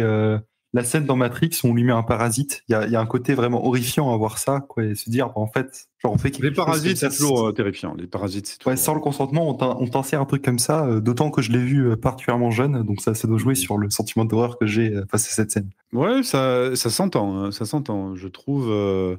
De toute façon, le fait d'avoir des parasites dans le corps, c'est très malaisant, même dans un film normal. Par exemple, j'ai très peu vu de Star Trek, où je pense que j'en ai vu plus que je ne m'en souviens. Je crois que celui avec les Borg, je l'avais trouvé excellent, mais il y en a un, ça doit être le 2 ou le 3, où il y a 2 membres de l'équipage à qui on met des parasites. Et j'avais vu ça gamin, et effectivement, je m'en souviens aussi, parce que ils prennent 2 verres, en fait, ils les mettent dans les casques des 2 personnes, et ils leur mettent le casque sur la tête. Et on les entend hurler, on voit le verre qui rentre dans l'oreille, et moi, ça m'avait marqué. Ça m'avait sévèrement marqué. Pourtant, Star Trek, c'est pas catégorie horreur. Donc, moi, je comprends tout à fait quand tu dis, la scène où il y a un parasite qui rentre contre son gré, moi, ça me terrifie. Oui, je suis assez d'accord là-dessus. Après, le Matrix 1, je l'ai vu comme j'étais assez âgé, ça m'a pas perturbé plus que ça. Mais Duchessis, tu veux parler? Non, juste pour dire qu'il y a la même chose un petit peu dans Star Trek, la Horde des Étoiles, avec les Goa'uld, qui sont justement une espèce extraterrestre de vers qui ont besoin d'un hôte pour vivre. Mm-hmm. D'accord. Alors la série, je l'ai pas vue. J'en ai vu très très peu. Les Goa'uld, ce nom me dit quelque chose, mais donc voilà. Donc, pour vous deux déjà, voilà, l'horreur n'est pas un type de film qui vous a intéressé, intrigué. On va pas dire un hobby, mais disons que vous avez jamais eu envie de vous poser en disant tiens, j'ai envie de frissonner ce soir, soirée romantique un peu d'horreur ou quelque chose comme ça. Disons que le prétexte pour protéger sa belle. Oui, pour ça, en gros, il faut une belle. Oui, mais C'était un des exemples, mais ce que je veux dire, c'est que vous n'avez pas eu de... Comment dire, voilà. Vous évitez la catégorie horreur quand vous cherchez un film à regarder. Oui, plutôt, oui. D'accord. Et Alphonse, toi qui n'as pour l'instant rien dit. Quand Palouf veut frissonner le soir, il coupe le chauffage. Mais... c'est nul. Carton rouge. Mais non, sinon, sur les horreurs, moi, ce que j'aime, c'est horreur mystère. La catégorie mystère. Thriller, alors. Thriller. Non. Ouais, même pas, quand il y a vraiment un mystère. En fait, je veux que ça excite ma schizophrénie. C'est ça que je veux. Ouais, mais c'est un exemple. Je sais pas, même un truc à la con, genre Shadow People. C'est un vieux truc que j'ai vu quand j'avais genre, je sais pas, 13 ans. Et c'est un truc sur la paralysie du sommeil, là, tu sais. Ouais. Le truc genre où tu peux plus respirer quand tu dors ou quoi. Et dessus, il brode une théorie semi-conspi, semi-surnaturelle. Ah, t'aimes bien ça. Et ouais. Bah, je suis un droitard, en fait. J'adore tous ces délires-là, tu vois. Et ça excite la schizophrénie. Et c'est super, en fait, parce que ça te met ça dans la tête. Et je sais pas, après, moi, par contre, je crois aux films d'horreur, plus ou moins. Après, j'ai du mal à... Il y a plusieurs... Une fois que je ferme la lumière, après, dans ma tête, c'est le... Alors, on a Axel qui nous dit qu'elle n'a jamais vu de film d'horreur. Tristan, le parasite dans le corps dans la momie. Est-ce que tu veux parler de la scène où en fait il l'enferme avec les scarabées, c'est-à-dire il l'enferme dans le sarcophage avec les scarabées? C'est assez terrifiant cette idée. Oui, il y a des scarabées sous la peau à un moment dans la momie. Ouais. Oui. Voilà, tous les scarabées. Tout le monde s'en souvient, je pense. C'est le film The Mummy, c'est ça? The Mummy, oui. Il y a plein de films de momie. Moi, j'en avais regardé quelques-uns de la Hammer. C'est très marrant, cette momie qui se déplace avec les bras tendus. Cette caricature est très, très drôle. Moi, j'avais bien aimé regarder ces films-là. Attention au terme bras tendus, Ambrose. Les bras tendus, quand on parle de momie, les gens ont forcément l'image de ce géant avec des bandages qui marche avec les deux bras tendus. Palouf, voyons. C'est toi qui a l'esprit complètement tordu. Mais vous avez... L'horreur au cinéma, c'est vrai que ça sort rarement. Il y a des séries télévisées qui sont assez intéressantes. Les amateurs d'horreur connaissent, mais s'il y en a qui n'aiment pas particulièrement l'horreur, mais qui aiment bien un peu frissonner et qui veulent des choses un peu plus courtes, nous avons quand même la série Les Masters of Horror. Et après, il y a eu Fear Itself qui a été fait. Mais les Masters of Horror, c'est, on va dire, 8 épisodes par saison. Donc, il y a eu 2 saisons parce qu'après, il y a eu des problèmes de droit. Et chaque épisode est une histoire différente, réalisée par un grand maître de l'horreur, d'où le nom Masters of Horror. L'épisode réalisé par Dario Argento, qui s'appelle Jennifer, je crois, m'avait déjà perturbé à l'époque quand je l'avais vu. C'était en plus, c'était pas du tout en HD, donc l'image était pas belle, vraiment d'un écran cathodique. Mais quand je l'ai revu en HD et qu'on voit plus les visages et la chair, c'est encore plus perturbant.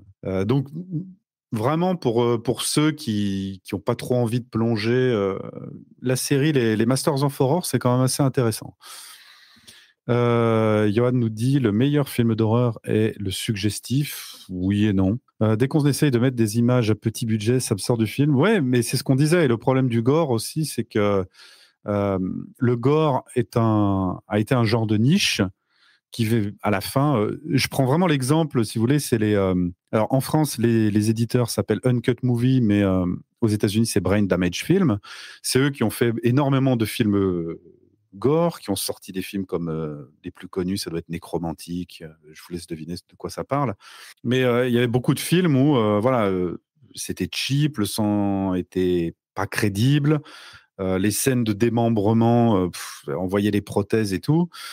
Donc là, l'arrivée de Terrifier va peut-être donner, malheureusement pour ceux qui détestent ça, et tant mieux pour ceux qui aiment le gore, un souffle nouveau. Hein.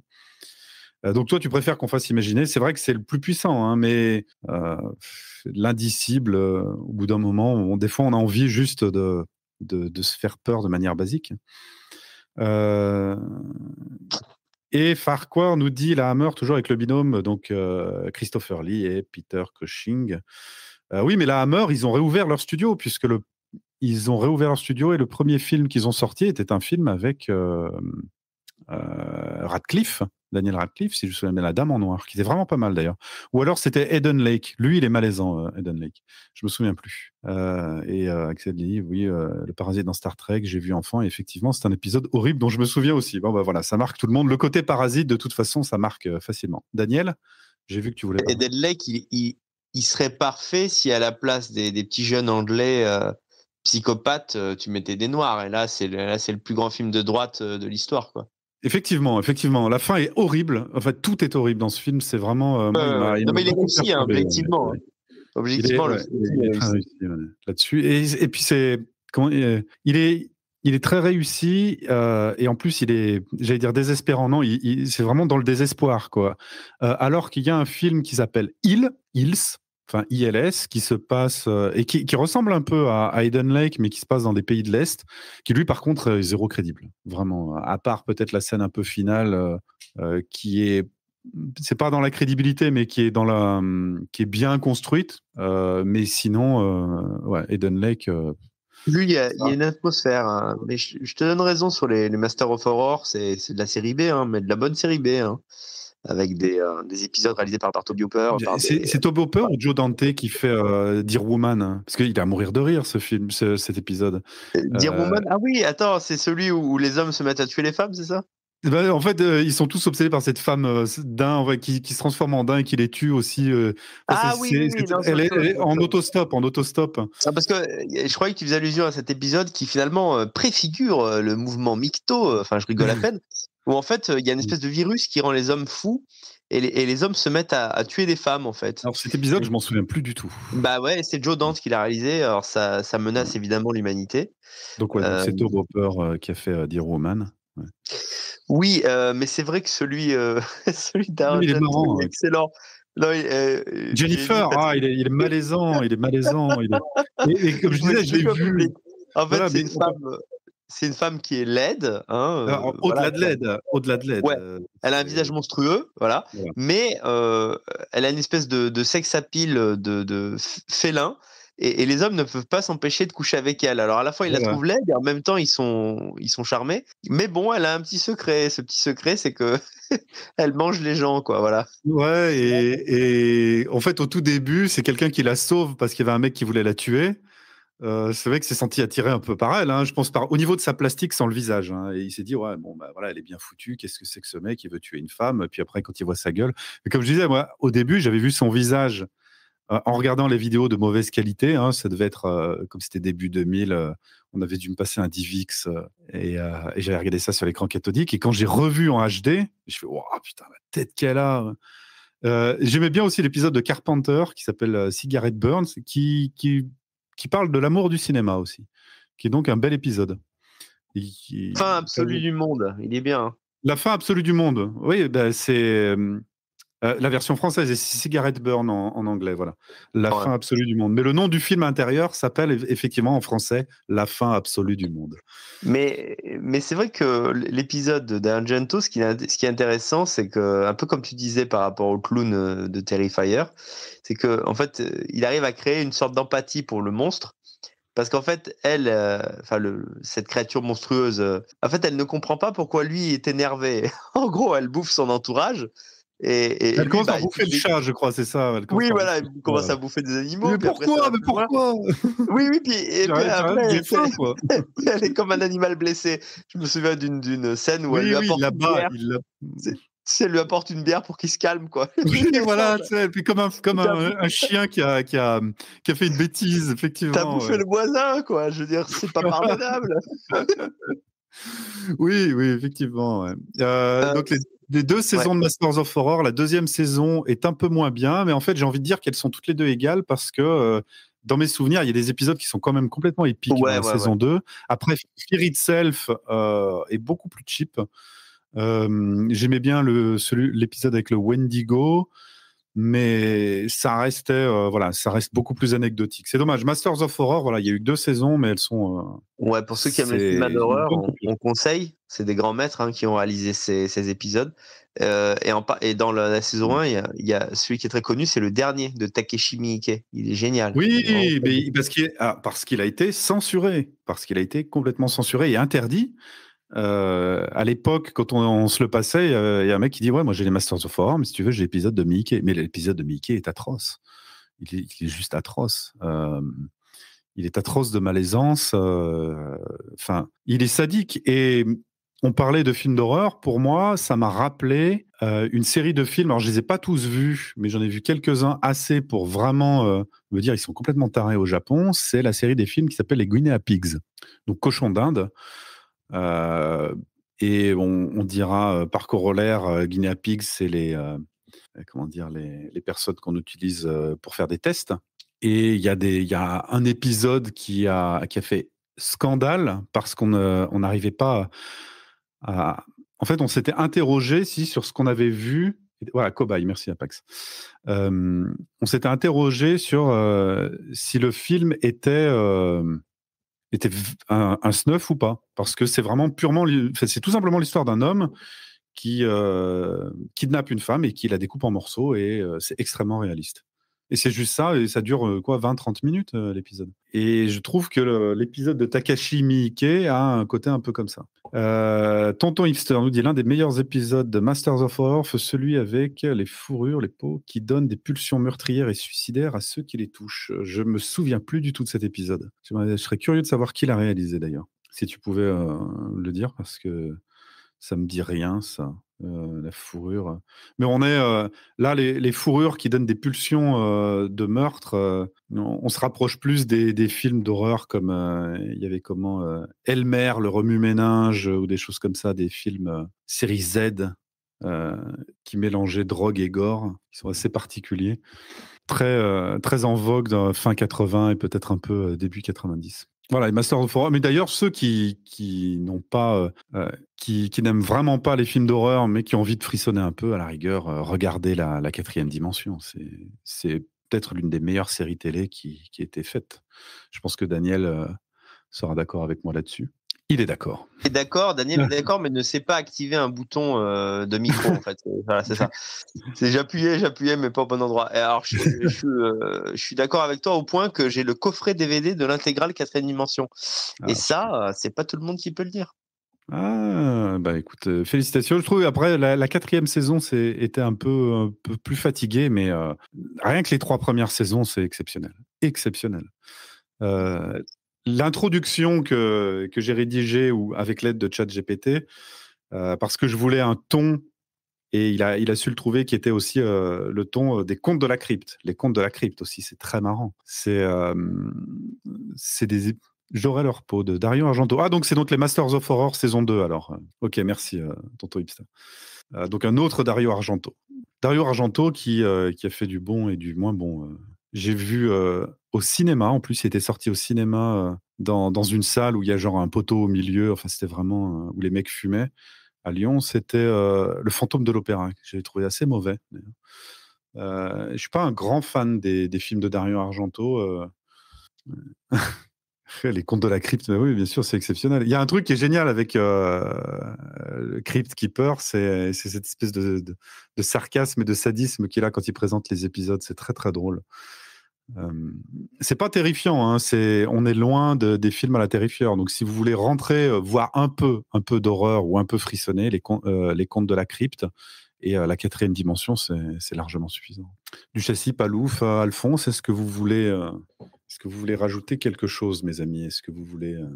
Non, mais c'est ça. Mais la principale critique que je pourrais faire au film d'horreur, même si j'en ai pas vu beaucoup, c'est que, en fait, pour moi, il n'y a pas vraiment de scénario. C'est juste, c'est juste des moments gênants qui s'enchaînent sans qu'il y ait vraiment de sens. Ouais, c'est vraiment, comment dire, c'est gros résumé. Exagéré. C'est très exagéré. Oui, je suis d'accord. On a le torture porn, on a des films d'horreur qui sont comme ça, effectivement, mais on en a d'autres qui sont beaucoup plus réussis. Mais disons que, comme tu dis, un petit peu d'horreur, un petit peu de gore à petite dose, qui sert un propos, c'est très bien. En fait, ça met du piquant. En film légèrement d'horreur, mais que j'avais apprécié, par exemple Grey, la version récente de Dorian Gray, j'avais trouvé ça vraiment très réussi comme film. Et puis il y a l'histoire de Dorian Gray, donc ça n'est pas un film creux dont l'histoire...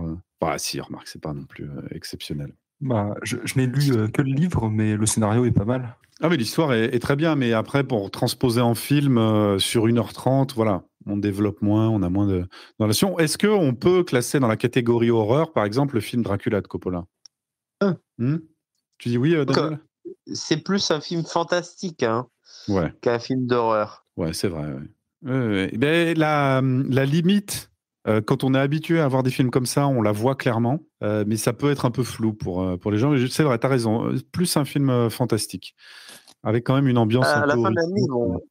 ils vont ressortir un nouveau Dracula qui s'appelle Nosferatu. Avec Et Willem Dafoe. la bande-annonce, ouais, exact. La bande-annonce, c'est assez excitante. C'est un peu le Klaus Kinski des temps modernes, Willem Dafoe. Oui. Les deux ont vraiment des visages parfaits pour jouer le rôle de Nosferatu. Oui, c'est. Moi, j'adore Willem Dafoe. Il choisit très bien ses rôles et même quand il fait des films d'auteur, il en fait des bons. Donc il y a ça. Et puis un autre film, je pense, qui a l'air d'être un film d'horreur qui m'intrigue. C'est un film d'horreur qui va sortir dans un mois ou deux, dont j'ai malheureusement oublié le titre, mais dans lequel Hugh Grant joue le méchant. Et ça, on le comprend dès la bande-annonce. Et j'ai hâte de le découvrir. Je crois que j'ai vu ça passer également. Ouais. Hugh Grant qui a du mal à se remettre de son rôle de Oompa Loompa. Dans quoi Dans le dernier Charlie et enfin pas Charlie et la chocolaterie, mais Willy Wonka avec Timothée Chalamet. Ah, mais c'est Hugh Grant qui joue le Oompa Loompa. Donc il a eu du mal à se remettre aussi du Oompa Loompa qu'il a fait sur les trottoirs de Broadway. Mais ça, c'est une autre histoire, parce qu'il a mis du temps avant de s'en remettre, avant d'être à nouveau bankable. Il y a des casseroles que j'ignorais, mais c'est vrai que je trouvais marrant l'idée d'utiliser à contre-emploi un acteur qui était connu pour jouer dans des comédies romantiques et qui maintenant a une gueule suffisamment étrange pour devenir un méchant. Mais il y a des acteurs qui ont envie de ça, on le sent. Il y a des acteurs qui ont vraiment envie de changer. C'est ce qu'a fait Daniel Radcliffe en jouant dans La Dame en Noir, l'un des premiers films de la réouverture des studios de la Hammer. Et il a voulu absolument se mettre dans un rôle d'horreur. Et puis Elijah Wood, qui a joué dans le remake de Maniac. Donc c'est des gens à qui on calque sur lesquels on calque des rôles. Et puis voilà, Apax nous demande, y a-t-il des films d'horreur français valables? Oui, comme j'ai dit, Martyr est très valable. Il paraît que le film là, qui est avec des araignées, mais ça se passe dans la banlieue, donc il y a forcément sous-jacent une histoire de la police viendra pas, la police nous abandonne, nanana, mais il paraît que voilà, c'est arachnophobe, ce film-là est pas mal. Moi, je voudrais quand même... Ouais. Comment alors, Hubert... parce que... Oui, vas-y. Non, mais juste pour prévenir notre public, moi je trouve que dans le jeu, Martyr est un film culte, qui est très réussi pour ce qu'il est. Alors il faut quand même prévenir notre public, c'est un film qui peut traumatiser quand même. Je veux dire, c'est un film dont la violence est beaucoup plus crédible que dans Terrifier et qui est un film extrêmement choquant. Je veux dire, parce que tu en parles comme si il s'agissait. Oui, c'est vrai. Mais je l'avais vu au cinéma. En plus, je l'avais vu avec. C'était une sortie romantique avec ma copine. C'est très marrant. Elle m'avait dit qu'elle avait anticipé la fin quand elle a dit quand j'ai vu la vieille se démaquiller, j'ai dit voilà. mais effectivement, c'est Martyr. Alors Hubert nous dit Haute Tension. Haute Tension est vraiment pas mal, mais c'est Alexandre Aja. Alexandre Aja est un bon réalisateur de films d'horreur, mais il a basculé dans le film popcorn. Il a fait un très bon remake d'ailleurs de La Colline à des yeux. Et puis de Piranha. Mais Pascal Laugier, c'est lui qui a fait Martyr, c'est ça C'est lui à la limite de Pascal Laugier, on va dire, pour un public qui n'est pas trop friand de films d'horreur extrême, je conseillerais plutôt Ghostland, c'est son dernier film en date, et il est plus passe-partout. Ouais, il est très bien, mais il est plus comestible. Bon, je l'ai pas vu, mais je sais qu'à une époque, il parlait de lui pour faire le remake du premier Hellraiser. Et j'étais extrêmement enthousiaste. Je me dis, Pascal Laugier, s'il fait le remake de Hellraiser, ça va relancer la série, parce que c'est une série que j'aime beaucoup. Je connais bien cette histoire, je connais bien Pascal Laugier, si tu me permets, rapidement. Donc effectivement, quand il a réalisé Martyr, le film a fait le tour du monde. Alors c'est un réalisateur français qui a réussi à percer avec un film d'horreur. Et donc il a eu des sollicitations un peu à Hollywood, etc. Alors on lui proposait beaucoup de faire des films de commande. En fait, il n'a pas accepté ce que Alexandre Aja a accepté, c'est-à-dire de réaliser des films en mettant peu de lui-même. Voilà. Et en fait, concernant Hellraiser, c'était un gros fan d'Hellraiser et il a livré une version du scénario d'Hellraiser qui était fidèle à l'original tout en étant original, hein, tout en étant un peu autre. Et les producteurs qui étaient tout simplement les frères Weinstein ont rejeté son scénario et ils ont voulu le remodeler. Tout simplement parce que dans Hellraiser, il y avait en fait, Clive Barker est un homosexuel, le créateur d'Hellraiser. Et en fait, il y avait une espèce c'est des films en fait très sexuels. Et donc Pascal Logier avait livré un scénario, on va dire, horrifique et sensuel. Et les Weinstein ont dit non, ça passera pas, tu vas faire ça, quoi. Et donc il a abandonné, alors qu'il serait fait pas mal de pognon avec ça. Je pense qu'il aurait vraiment réussi, hein. Même si le reboot, toi et moi on en avait parlé, le remake est pas tant mauvais que ça. Et l'idée que finalement Pinhead est joué par un homme trans qui est devenu femme, ça correspond parfaitement à l'univers Hellraiser. Enfin, il y a pas d'autre chose à dire. Qu'est-ce que Coralie nous dit, ce n'est pas Willem Dafoe qui joue Nosferatu. Il semblerait, effectivement. Dans le film, mais il joue pas Dracula. Ouais. C'est vrai. Je joue Dracula dans le film. Je regarde. Comment? Dracula, c'était moi dans le film, histoire de hyper les gens, mais pas du tout, évidemment. On peut laisser planer le doute. Bien. Écoutez, je vois que on a un peu regardé au niveau de l'horreur. Je sais que j'avais teasé un peu quand même un film entre guillemets d'horreur français qui est sorti cette année. J'ai forcé Alphonse à le regarder et à essayer de nous défendre ce film. C'est un exercice auquel il a accepté de se plier par amitié, une amitié qui d'ailleurs n'a de cesse de se briser à chaque fois que je lui propose de regarder des films. On t'entend pas? Oui, ça y est, on t'entend. Oui, notre amitié qui se brise tous les 2-3 jours. Mais tu m'as forcé à regarder un gros film de merde, mais quoi que je l'aime bien quand même. Ça s'appelle Loup-garou. Je sais pas si vous l'avez vu dans vos chaumières. Je pense qu'il est de plus en plus célèbre parce que c'est un des pires exemples de cinéma français des dernières années, je crois. C'est donc comme tous les bons films avec Jean Reno et Franck Dubosc. Déjà, ça commence très très bien. Je trouve que ça commence très très bien parce que tu mets Loup-garou, Dubosc et Jean Reno. On commence pas mal. Mais moi, quand tu m'as dit que c'était une comédie française de merde, je me disais il y aura Christian Clavier, mais non en fait. Il était sur un autre rôle, je pense. Mais du coup, c'est une adaptation du jeu de société Les Loups-garous de Tierce-Lieu. Et du coup, ils se sont dit, ça, c'est un truc français qui marche. Alors, allez, on va en faire un film. Et c'est fait avec Netflix. Et en gros, je vois pas vraiment comment je peux défendre ce film, même si, au final, tu vois que tout le monde le bâche, mais bon, quand même distrayant. Mais bon, je dirais que c'est distrayant comme un petit jeu d'acteurs de théâtre qu'on fait en classe de 3e, tu vois, peut-être. Mais défends-nous le film, tu l'as vu, quelle scène je sais que j'avais vu dans la bande-annonce une scène avec une flèche où en fait il l'a montré 4 fois, donc je me suis dit oui, ça doit être leur meilleure blague. C'est une des seules blagues du film, il la répète 5 fois en fait. C'est juste un type qui se prend une flèche. Je sais plus c'est qui le mec d'ailleurs, je me souviens plus de son nom, c'était le chroniqueur à On n'est pas couché dans les années 2000, mais il se prend une flèche et pour l'aider, il retire la flèche et il dit non, il faut pas retirer la flèche, du coup, il la remet dedans, dans la plaie. Et en fait, cette blague est répétée genre 4 fois parce que ils étaient à court. Mais vraiment, ils étaient à court de vanne, du coup, il la répète 4 fois. C'est quoi? Parce que c'est quoi ce film? Ça avait l'air d'être une espèce de Jumanji.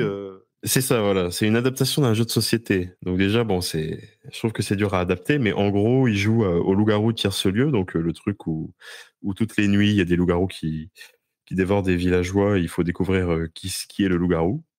En gros, et puis ça se passe genre au Moyen-Âge. Et en gros. Lourd au Moyen-Âge ou pas? Non, pas trop lourd, c'est dans les années, c'est au 15e siècle, donc ça s'allège. Mais comment dire? En fait, ça commence donc en 2024. Et donc c'est la famille parfaite, ultra recomposée, genre enfant d'une première femme, enfant d'une deuxième femme, et chacun ramène des enfants de son côté. Enfin, c'est un peu le bordel. Et il y a Jean Reno. Ouais, il y a Jean Reno qui joue le grand-père avec Alzheimer. Et c'est plutôt drôle parce qu'en fait, il fait que de dire des conneries tout le long du film. Mais vraiment des conneries drôles en plus. Mais comment te dire, ils nous font vraiment une chier de trucs un peu, je vais pas dire woke pour faire mon droitard, mais bon, voilà, t'as quand même un ado avec, un mâle, donc avec du vernis aux ongles, la fille métisse, genre rousse, le truc n'existe pas, tu sais. Et des HPI autodiag en plus. Hein, oui, c'est que ça, ils sont tous HPI. Mais et ben, en fait, je vois que je suis pas en train de le défendre. Non, mais essaye, en tout cas, parle-en. Allez, essaye. Et en fait, comme dans Jumanji, ils jouent à leur truc, et après, ils arrêtent de jouer. Et en fait, le jeu se met genre à trembler, et ils sont transportés à l'époque, donc en 1400 et quelques. Donc, dans le léger Moyen-Âge. C'est ça. Et là, ils se rendent compte qu'en fait, c'est comme le jeu des loups-garous de Tierce-Lieu. Donc, en fait, il y a des gens qui se transforment en loups, et chacun a un rôle, et ils se rendent compte de ça. Mais bon, écoute, c'est intéressant comme tu peux te dire que peut-être que dans 200 ans, des gens vont visionner ce film, et ça donne une image parfaite je sais pas, comment te dire, du showbiz ou du cinéma français d'aujourd'hui.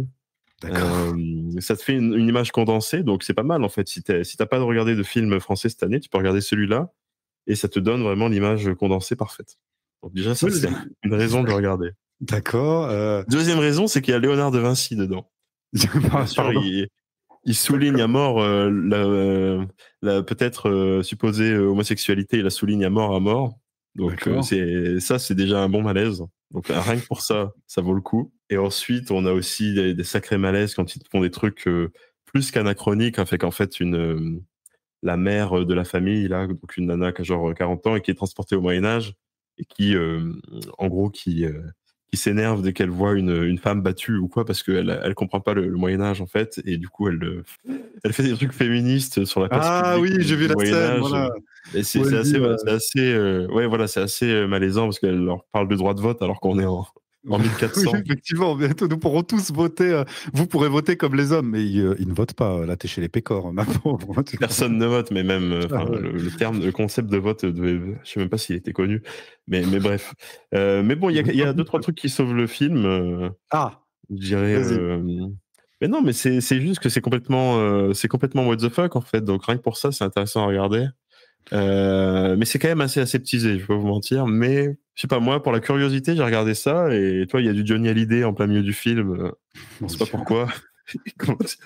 Ouais, c'est plus que malaisant. C'est à un moment, il y a un bûcher et Franck Dubosc se met à faire à chanter Allumer le feu, tu vois, avec un luth de troubadour du Moyen-Âge. Et c'est censé être la grande scène épique du film. Bon, bref. Mais rien que pour ce genre de what the fuck complet, c'est intéressant. Et ça faisait très longtemps que j'avais pas regardé de film français type comédie, comme on les voit tout souvent, genre qu'est-ce qu'on a fait au bon Dieu, ce genre de choses. C'est un peu la même chose en moins cher. En moins cher, parce que j'ai vu les effets spéciaux, c'est pas beau. Hein. Ouais, c'est pas super. On se dit que c'est un truc, voilà, un petit studio, des stagiaires, etc. C'est pas mal. Non, c'est de la merde, mais ça ramène aux années de 90, quoi. Et mais quand même, quand tu m'as envoyé des vidéos sur le film, j'ai vu que les gens s'accordaient tous à chier dessus, littéralement. Et en fait, je l'ai regardé et j'ai quand même plus que soufflé du nez. J'ai physiquement ri sur certaines choses. D'accord. Bon, bah voilà alors. Notamment les répliques de Jean Reno qui joue le mec avec Alzheimer, mais qui le joue assez bien parce que peut-être qu'il l'a. Parce qu'on sent que oui, il est en fin de course. Hein. Bah, plus le temps passe pour moi, et plus Jean Reno, il a le regard vide. Hein. Bah oui, il a des yeux de cheval. Ah ouais. Mais t'as la rêve peut-être, c'est dans tes toits, mais bref. Tu vas nous défendre un autre film. On parlera de toi, c'est un film génial, mais bon là, on parlera de ça d'une autre fois. Enfin, pardon, on parlera de ça. C'est un film génial, je le défendrai tous les jours. Mais voilà, donc si vous voulez vous regarder un bon film français qui fait peur d'un certain point de vue, il peut faire peur politiquement ou quoi, allez vous mater ça. Ça s'appelle Loup-garou, ça vient de sortir, donc mais payez pas une place de ciné pour ça, s'il vous plaît. Et de toute façon, c'est Netflix, hein, je crois. Oui, c'est Netflix. Ah oui, désolé. Mais bon, il est dispo. Je sais pas si toi, t'en as entendu des choses, tu pourrais peut-être rajouter quelque chose, mon cher Absolument Ambrose. pas. Non, moi, j'ai voulu te pousser dans ce film juste pour que tu nous fasses. Au final, c'est un assez bon moment. En tout cas, meilleur que Terrifier. D'accord. Bah, j'ai cru comprendre. Et ça fait sens. j'ai envie de te dire, parce que effectivement, tu as dû passer un meilleur moment que Terrifier. Je te coupe vite fait. Tonto Hipster nous dit que son premier film gore vu fut le Blob version 88. Je suis d'accord avec lui. C'est un film qui est assez terrifiant, le Blob. Parce qu'en plus, il digère et il tue lentement. C'est très malaisant. Cannibal Holocaust, je l'avais évoqué avec les found footage. Pour moi, ce film est stupide. Cannibal Holocaust, je n'ai pas d'affection particulière pour ça. J'ai jamais été un cinéphile, donc Asmo dit que lui, regardez pas, mais le générique de Au-delà du réel. Au-delà du réel, Daniel, on en avait déjà parlé de cette série avec, par exemple, il y a l'épisode du mec qui a des nanorobots qui le réparent à l'intérieur de lui et les nanorobots font de l'excès de zèle, donc cet épisode est juste terrifiant. Creepshow a failli avoir un... Il s'appelle en français La Nouvelle Génération. Ah ouais, mais celui-là, il est horrible, La Nouvelle Génération. Je crois que tu m'en avais recommandé un autre et j'ai même pas pris le temps de le regarder. Il faudrait que je revoie dans les historiques. Il y en a un qui parle, Branded et Evil Dead, c'est des grands classiques. Branded, à l'époque où il est sorti, c'était le film qui avait utilisé le plus de faux sang, parce que la scène de la tondeuse, rien que de dire ça, de toute façon, vous comprendrez. Branded est marrant. Il est moins malaisant que Bad Test, par exemple, ou les Feeble. Branded est quand même un peu plus marrant. Evil Dead... Moi, les Feeble, il m'a terrifié. Ouais, il est très, très, très malaisant, les Feeble. J'aimais bien l'allusion à peine masquée du journaliste qui en fait est une bouche à merde parmi les personnages. Le journaliste. Il y a un côté, il ressemble à un cauchemar en fait, les Feeble. Ouais, Tonton Hipster nous dit Piranha d'Alexandre Aja, c'est le film d'horreur à mater entre mecs, du gore et des gros seins. Il a dit lui-même qu'il voulait faire un film popcorn à mater entre potes et il a totalement réussi. Et il parle de Jeepers Creepers. Jeepers Creepers est excellent. Je le trouve excellent. Les suivants sont OK. Par contre, le réalisateur est aussi terrifiant. Si vous regardez son background, c'est un homme peu recommandable. Un autre film, j'ai vu Henry, portrait d'un serial killer. Ça a très très mal vieilli, mais ça reste très malaisant. Très très malaisant, effectivement. C'est un film culte, tout à fait. Mais là, tu t'évoques vraiment purement les films VHS. Le rayon VHS, le rayon film d'horreur dans les magasins de location, où tu allais regarder, rien qu'en regardant les pochettes, en regardant les titres de films, tu te sentais déjà terrifié. Très bien, donc alors merci Alphonse pour ta défense du film Loup-garou. Les gens savent que s'ils ont le choix entre Terrifier 3 ou Loup-garou, ils passeront quand même un moment plus drôle avec Loup-garou. Et s'ils sont fans du jeu Les Loups-garous tirent sur lieu, ils peuvent regarder ça rien que pour essayer de faire des rapprochements avec les règles, même si c'est un peu brouillon quand même. Mais bon. On a le droit à des films. Ils ont fait quand même le film sur la bataille navale. Hein. Et t'as vu aussi Des mineurs, peut-être? Oui, est-ce que c'est vraiment sur le Des mineurs? D'ailleurs, c'est avec celle qui a réalisé un film sur la traque de Ben Laden, je crois. Des mineurs était pas mal, il me semble. Petit message, et ton émission, d'ailleurs, une anecdote pour le blog. L'actrice incarnant l'héroïne du film avait totalement disparu du cinéma. Il a fallu attendre 15 ans pour la revoir. En antagoniste des 3 premiers sauts. Je ne savais pas. Je sais que le Blob, la version donc en noir et blanc, la première était OK, mais ce blog de 88 est quand même très bien. OK. Voilà. Est-ce que quelqu'un souhaite parler de Terrifier 3 ou de films d'horreur? Il vous suffit de demander... Alors, Batou est dans la... Je demande la parole depuis plus d'une demi-heure, mais est-ce que c'est parce qu'il veut parler ou pas? Je vais t'autoriser à parler et on va voir. Et puis, si tu ne dis rien, je te remute. Il ne dit rien. Bon, il avait dû faire une fausse manipulation. Donc, est-ce que l'un d'entre vous qui intervient... Allô. Oh très bizarre de démuter son micro quand on demande la parole. L'interface de Telegram est nulle. Voilà. Bien. Alors, je voulais rien dire sur les films d'horreur, je voulais juste faire des vannes. D'accord, très bien. Non. C'est dommage. Comment, Daniel? Bloquez-le. Oui, voilà. Écoute, je vais te muter. Ou alors, est-ce que tu peux faire preuve d'autodiscipline, cher Batou le Brave? Ah, je peux pas donner de garantie. Est-ce que tu as une vanne en lien avec la thématique de ce soir? Par exemple, vas-y. Pas vraiment, non, mais c'était un petit peu trop tard.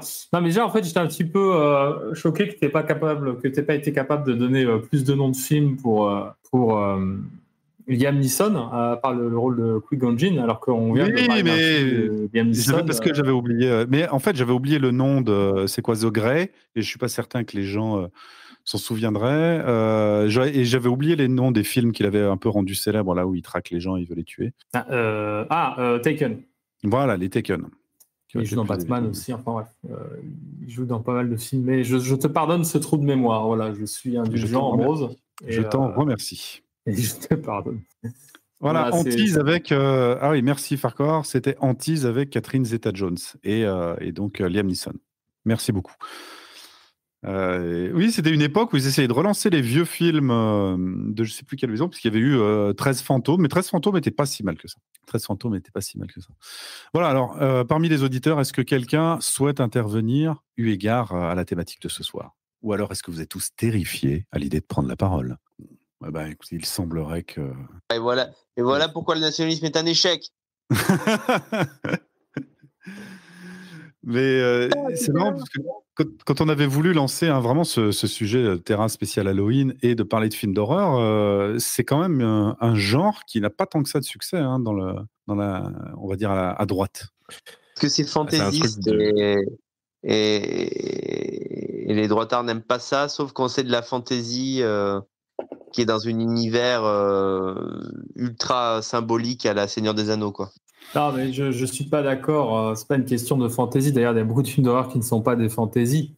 Le problème des films d'horreur, c'est que tout simplement, ils montrent des choses qui sont désagréables à voir et que c'est réellement, je pense, une déviance que d'apprécier ce genre de choses.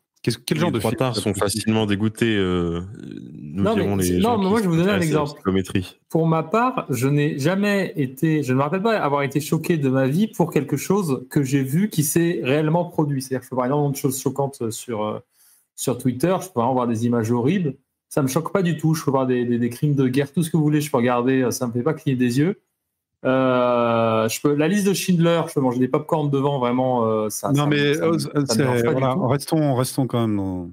Voilà. Mais un simple film d'horreur, ça me perturbe à un niveau, c'est incroyable. Je sais pas comment ça se fait que ces films ont quelque chose de magique pour nous mettre mal à l'aise, beaucoup plus que le réel. Et du coup, j'ai vraiment du mal à apprécier, mais c'est vraiment incroyable. C'est très désagréable, mais. C'est le but, en fait, c'est le côté train fantôme, en fait. Voilà, ce train fantôme ne fait pas peur. Ça marche. Alors, non, mais je veux dire, c'est voilà. Tu me dis, j'aime pas les films d'horreur parce que ça me met mal à l'aise et ça me fait peur. Oui, c'est un film d'horreur. Oui, mais dans ce cas, je veux dire. C'est intéressant ce que dit Baptiste. C'est qu'en fait, ceux qui aiment les films d'horreur, moi j'aime bien les films d'horreur justement parce que ça me fait peur. Et j'aime bien cette sensation de peur artificielle en quelque sorte. Ce grand vide émotionnel. Vous aimez souffrir. Mais The Shining et l'Exorciste. Il y a un côté maso en fait, j'ai l'impression chez les amateurs de films d'horreur. Le même que dans un parc d'attractions en fait. Oui, voilà, celui qui a peur de comment dire, qui a le vertige et qui va faire une montagne russe ou des choses comme ça. Tu vois, si tu vas faire une montagne russe, c'est aussi un frisson. Donc 80% la musique, ouais, mais tu as des films d'horreur qui sont très silencieux aussi.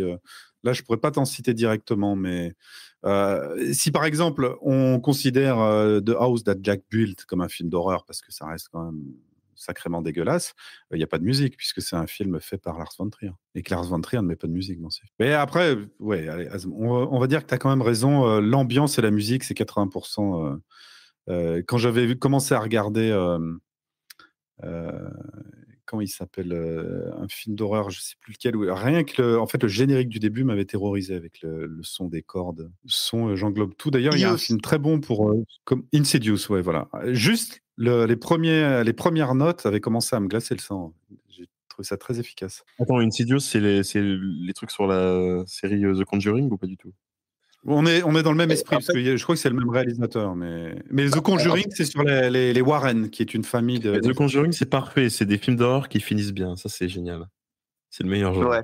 Moi, j'allais troller en disant, en fait, la série des Conjuring renvoie à la série des Conjuring, parce que ta phrase, c'était drôle. Alors, Insidious, c'est genre Conjuring, non, c'est pas la même saga, quoi, mais c'est le même réal, effectivement. Voilà, c'est ce que je voulais dire. Un acteur... Pardon ? Il y a peut-être un acteur ou deux en commun, mais oui, si c'est le même réal. C'est vrai. Il y a un acteur en commun, effectivement. Et The Conjuring, le premier, il est pas mal parce qu'en fait, c'est un film catholique. C'est assez rare pour être souligné. Oui, c'est vrai. À la fin, le bien l'emporte et le démon retourne en enfer et tout le monde est content. C'est pas mal. Matt dit Sinister aussi est pas mal, et j'ai lu un article il n'y a pas si longtemps que ça où les scientifiques disaient que c'était le film le plus terrifiant de l'année 2000, scientifiquement parlant. Est-ce que vous avez regardé The Omen, plus ou moins, enfin, en fait, non, les 2 premiers films finissent mal, mais le dernier film de 2024 qui est un préquel au reste, là par contre c'est ultra chargé avec le contexte américain des lois sur les avortements, donc c'est vraiment bref, il y a un côté où on force une nana à mettre bas d'un monstre, quoi, en gros. Mais c'est des très très bons films, super bien, très bons. Attends 2 secondes, j'ai rien vu. C'est un truc. Ouais, ça fait partie des sagas cultes. Je me souviens plus trop, moi. Je crois que j'ai vu celui avec Sam Neill. Mais... Moi, je sais pas qui c'est, mais c'est celui où il y a un gosse qui en gros est l'antéchrist en fait. Et c'est assez drôle. Attends, Sam Neill, c'est l'acteur de Jurassic Park, c'est ça ? Oui, mais il a joué dans Moi, j'adore. C'est un film pour moi sous-estimé, L'Antre de la folie. Mais il a joué dans le pire des The Omen, hein, parce que c'est une série où à chaque épisode, ça perd 2 points sur IMDb. À la fin, on finit à 3,4. Il me semble bien. C'est pour ça que j'avais pas regardé les autres. C'est parce que j'avais dû voir celui-là avec Sam Neill. Parce que c'est le gamin adulte, en fait. Damien, la malédiction. Avant-hier, ouais, c'est plus ou moins de la merde. Mais voilà, L'Antre de la folie, je trouve que c'est un très bon film d'horreur. Un Carpenter, un bon Carpenter, beaucoup mieux que Ghost of Mars, par exemple, qui est catastrophique. Carpenter a pas de bol parce que quand il commençait à être célèbre de partout, en fait, il a développé un cancer de la peau et il est toujours vivant, mais il lutte contre ce cancer depuis 15 ans et ça le limite vachement artistiquement. Ben maintenant, il fait des concerts avec sa musique et c'est excellent. Hein. Plus lui, il fait la musique de ses films, ça c'est admirable. Ouais. Ben, on avait écouté, tu te souviens, on avait écouté une playlist Carpenter, style Carpenter, qui marche très bien sur la route la nuit. C'est exact. Je crois que Baptiste a fait une blague. Oui. Non, je sais pas si c'est une blague, parce qu'en fait, il y a un artiste qui s'appelle Carpenter Brut, un artiste électro, mais je connais pas d'artiste qui s'appelle Carpenter. Je voulais savoir si c'était lui Carpenter Brut. Non, John Carpenter et Carpenter Brut. Ça me dit quelque chose. Ça me dit quelque chose, pardon. John Carpenter, ça me dit quelque chose. Regardez The Thing, Baptiste, non Non. The Thing est excellent aussi. Ça, c'est pas le... Résumez-moi le pitch. De quoi c'est un truc qui se passe au pôle Nord. Dans l'Antarctique. Ah oui, j'en ai entendu parler. Bah, ça, c'est le genre de film, j'ai entendu des bribes de scènes dessus et je me suis dit, jamais de ma vie, je regarde ça. Jamais de ma vie. Ça fait partie des films dont beaucoup d'effets spéciaux sont plastiques ou pratiques, comme on dit, avec marionnettes et tout ça. Et c'est aussi, pour revenir sur Terrifier 3, ce qui fait la force de Terrifier 1, 2 et 3, c'est qu'il y a très très peu de CGI. On est dans un film aussi à l'ancienne, finalement. C'est vrai. Mais pour revenir à Terrifier, je pense que l'essentiel de la réussite du film, c'est le look du clown. Voilà, donc le clown tueur, c'est pas nouveau, mais voilà, il est iconique. Voilà, tu vois sa gueule, tu le vois à moitié rire et tout. Genre limite, t'as envie d'avoir un poster chez toi, alors que les films sont pas ouf, hein, franchement. Ils sont pas ouf, mais moi j'ai trouvé quand même que voilà, ça faisait un peu du bien d'avoir du gore qui était pas mainstream, mais qui marchait un peu. C'est-à-dire que il marche un peu contre. En fait, il a du succès malgré lui, Terrifier, dans un sens. Et c'est tant mieux pour le réalisateur. Il était au bon endroit au bon moment, il a fait le bon personnage, le bon clown. Et voilà, parce que les autres, ils font hit à coups de millions. Et lui, voilà, il te fait Art le clown. Et voilà, vous échangez pas mal sur les commentaires. Vous pouvez, dernier rappel pour ceux qui veulent éventuellement parler de vive voix. C'est vraiment inspirant de se dire qu'on peut réussir à marquer autant de gens avec un film à $30,000. Hein. C'est rare, hein. C'est un hold-up assez rare. C'est un bon terme même, je dirais, hold-up. Ouais, c'est assez rare et c'est une bonne chose. C'est tant mieux pour lui, hein, je dirais, parce que c'est pas immérité non plus. Il fait tout. Hein. Il y a des gens comme ça qui sont. Je pense aussi il y a un réalisateur qui s'appelle, je crois que c'est McCain, Dave McKean, qui est plasticien, réalisateur, qui fait des pochettes d'albums, des trucs comme ça. Il avait fait un film que j'avais beaucoup aimé, qui est fantastico, qui est pas du tout horreur, mais qui s'appelle Mirror Mask, et qui lui, par contre, n'a jamais percé, alors que c'est un artiste pluridisciplinaire. Et voilà. Anecdote, bon là, ils sont en train de parler d'anecdotes dans le Practical Effect. Ouais, on peut dire ça. Idem pour Argento, qui a une fin de carrière médiocre. Un milieu de carrière aussi pas génial. Enfin, moi, globalement, les giallo, j'ai jamais été un grand amateur, mais si vous aimez les giallo, je recommande très fortement le film Barbarian Sound Studio. Déjà, pour ceux qui aiment le son et les ingénieurs du son, c'est génial, puisque ça raconte l'histoire d'un ingé son qui va en Italie bosser sur un film d'horreur à la Argento, donc un giallo. Et on ne voit jamais le film, mais on le voit toujours enregistrer les voix de démons ou faire. Il y a tout un passage où il fait il fait le bruiteur, donc ils disent là c'est la scène où on arrache les ongles de la sorcière et on le voit, il casse des radis. Et en fait, quand on voit le truc, on se dit mais c'est nul, mais on imagine la scène à l'écran et on se dit mais c'est comme ça que c'est fait, c'est très marrant. Blair Witch Project, oui, on en a parlé, $60 000 et c'est une belle réussite. Blair Witch Project 2 est catastrophique. En parlant de films d'horreur, j'ai vu le film de la fille de Shyamalan, The Watchers, un truc comme ça, qui est pas génial. Shyamalan, il a une carrière très bizarre. J'ai jamais vu de giallo. Ce que j'aime pas dans le giallo, c'est que c'est purement la caricature du cauchemar, quoi. Les couleurs, le sang et tout ça, on en parlait. Je trouve toujours un peu trop over the top. C'est un genre purement esthétique. Hein. C'est comme Suspiria, en fait. C'est un exercice de cinéma, mais. Oui, voilà. Pas dire que ça mais fait peur. On en a des exercices de cinéma encore aujourd'hui. Je pense à Mandy ou Beyond the Dark Rainbow du même réalisateur, Mandy avec Nicolas Cage, qui là est un film d'horreur, qui est purement un trip sous LSD. Pourrait peut-être se rapprocher du Jour de la Bête, là, de Ignès de la, je sais plus quoi, de la Iglesia, j'ai oublié son nom, mec. Le mec qui avait fait De la Morte et de la More, je crois. Et c'est pas le même réal. Non, alors il avait fait, je sais plus, un film avec des paraplégiques qui se rebellent avant, je sais plus comment c'était. Mais De la Mort, c'est Michele Saovi, c'est un Italien qui a fait ça. Ok, je confonds, oui, parce que l'autre est espagnol, effectivement. Puis le nom. En fait, la prochaine fois que tu confonds un Italien et un Espagnol, tu es viré. Pour moi, c'est pareil. Vu du Nord, hein, voilà, vu du Nord, c'est tout pareil. Vu des glaciers, pour moi, c'est la même chose.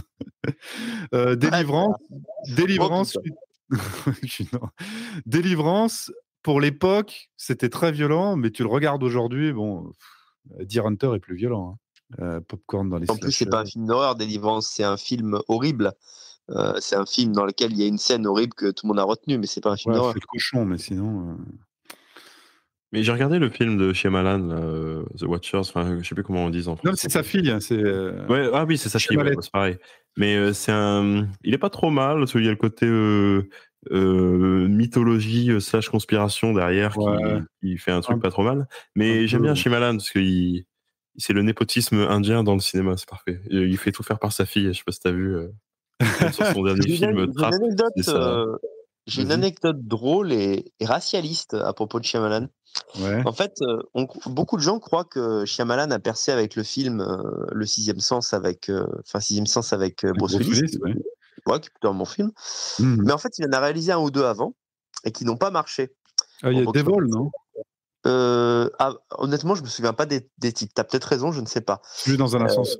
Ah oui, tiens, c'est lui qui a réalisé ça. Il me semble que c'est lui qui l'a réalisé. Je suis pas sûr. Oui, il l'a produit. Autant pour moi. Il l'a produit, ouais. Il est bien d'ailleurs celui-là, il est bien ce film, c'est un bon concept. Ouais.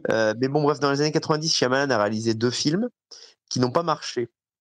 Et il les a montrés à son père, parce que Shyamalan est d'origine indienne. Hein. Enfin, c'est un Indien devenu américain, pour ceux qui ne le connaîtraient pas. Et il a dit à son père, mais pourquoi mes films ne marchent pas ? Et j'imagine son père le dire avec un accent indien que je ne ferai pas parce que je ne le maîtrise pas.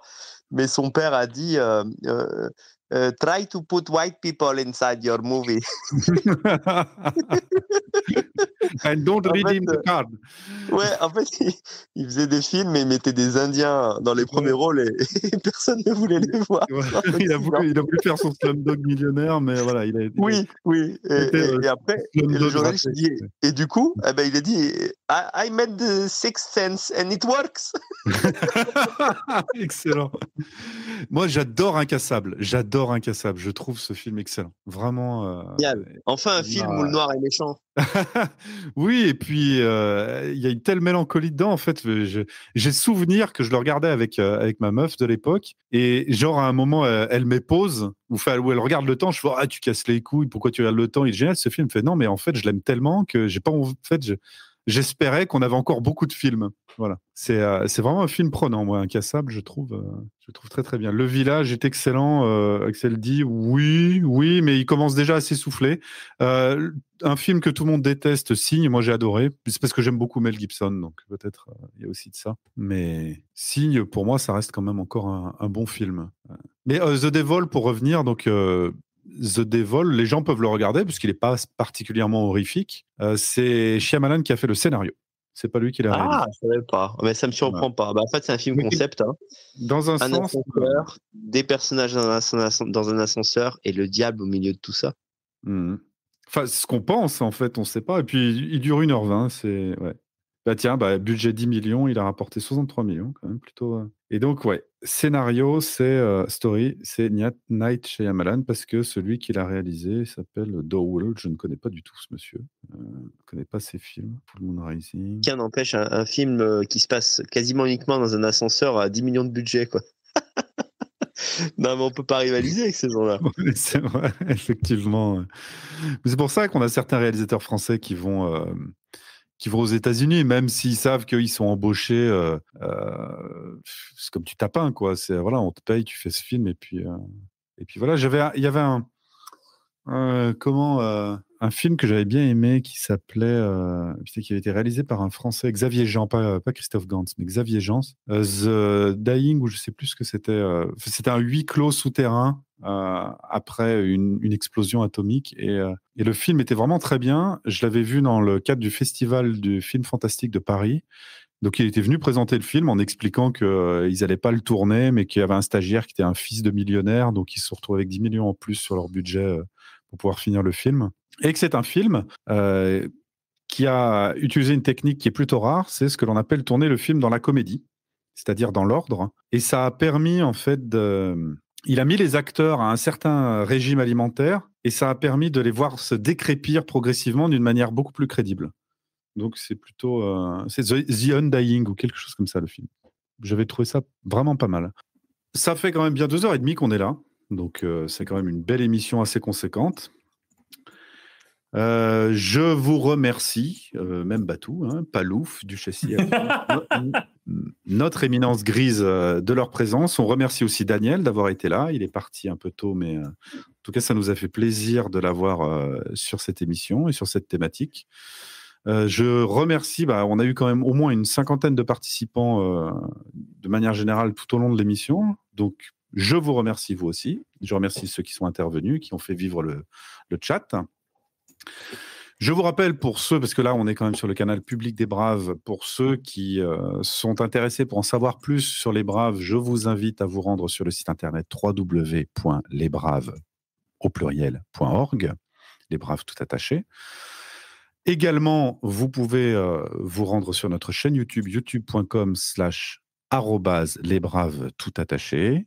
Qu'avons-nous sur notre chaîne YouTube? Eh bien, nous avons les rediffusions de La Terrasse, cette émission là, mais nous avons aussi le comptoir. Est-ce que l'un d'entre vous veut présenter le comptoir? Alphonse, je me lance. Allez. Donc le comptoir, c'est une émission préparée, donc plus que maintenant. Il y a du montage, donc il y a moins d'hésitation.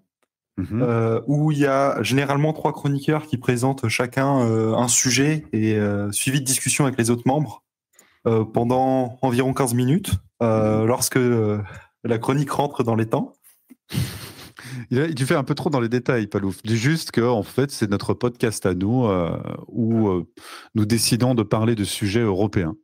Voilà. Et le prochain épisode contient un magnifique clash de Wikipédia, donc lorsqu'il sera posté, je vous invite à cliquer dessus. Palouf est en train de Palouf est dans la dissidence totale. Mais il a le frisson, il a le frisson du clash maintenant. Il en veut. Palouf, il a raison de rentrer dans les détails, parce qu'il faut quand même noter que c'est monté et c'est fait pour que ce soit écouté comme un vrai podcast, quoi. Donc c'est agréable à l'écoute, c'est sympa, vous pouvez écouter ça en roulant en bagnole ou en faisant la vaisselle. Et voilà. c'est sympa. Et puis c'est pas un point de détail, quoi. Moi, j'ai entendu dire qu'il y a du montage, comme par exemple, voilà, quand on dit qu'il y a du montage, par exemple, il y a des choses qui seront coupées, comme ça, par exemple. Moi, ce que je veux dire, c'est que je pense que quand un palouf prend le goût du clash, il faut à tout prix le piquer parce qu'après, il devient dangereux. Ça aussi, ça sera coupé. En fait, j'ai pas compris la blague, mais c'est pas grave. Il parle de palouf comme un chien et c'est censé être drôle parce qu'il le déshumanise. Ah, d'accord. Mais je t'avais pas muté, toi, d'ailleurs. Je vais te remuter, Baptiste. Excuse-moi. Voilà, ça y est. L'ordre naturel des choses reprend son cours. Effectivement, donc vous avez le comptoir. Gizmour, très bien. Apax a trouvé un super nom. Gizmour. Moi, je demande au public de nous donner une idée pour une terrasse prochaine. Comme ça, en plus, là, dans les commentaires, ils peuvent balancer. Genre, s'ils veulent qu'on parle s'ils veulent que les intervenants parlent de cuisine ou autre connerie, ce serait... On trouvera bien un sujet, t'inquiète pas. On a trouvé. On pourra faire une terrasse spéciale Noël ou pour le Nouvel An aussi, par exemple. Nous verrons bien. Alors, Batou souhaite parler. Je vais à mes risques et périls t'autoriser à parler, je t'en prie. Je pense qu'on a trouvé le nom de la chronique culinaire d'Alphonse, cuisine et autres conneries. Moi, bon bref, on va pas parler de cuisine aujourd'hui. C'est vraiment... Pourquoi je te donne la parole à chaque fois, Baptiste? Bon, en tout cas... le comptoir, c'est vraiment bien, je pense. C'est fait pour être agréable à l'écoute et ça va en s'améliorant. On invite les gens à se faire une idée en jetant une oreille sur les épisodes qui sont disponibles sur youtube.com/lesbraves tout attaché et au pluriel. Nous en sommes à combien? 6 épisodes du comptoir déjà, avec une moyenne d'1 heure. Vous pouvez les écouter en plusieurs fois. Il y a même un sommaire.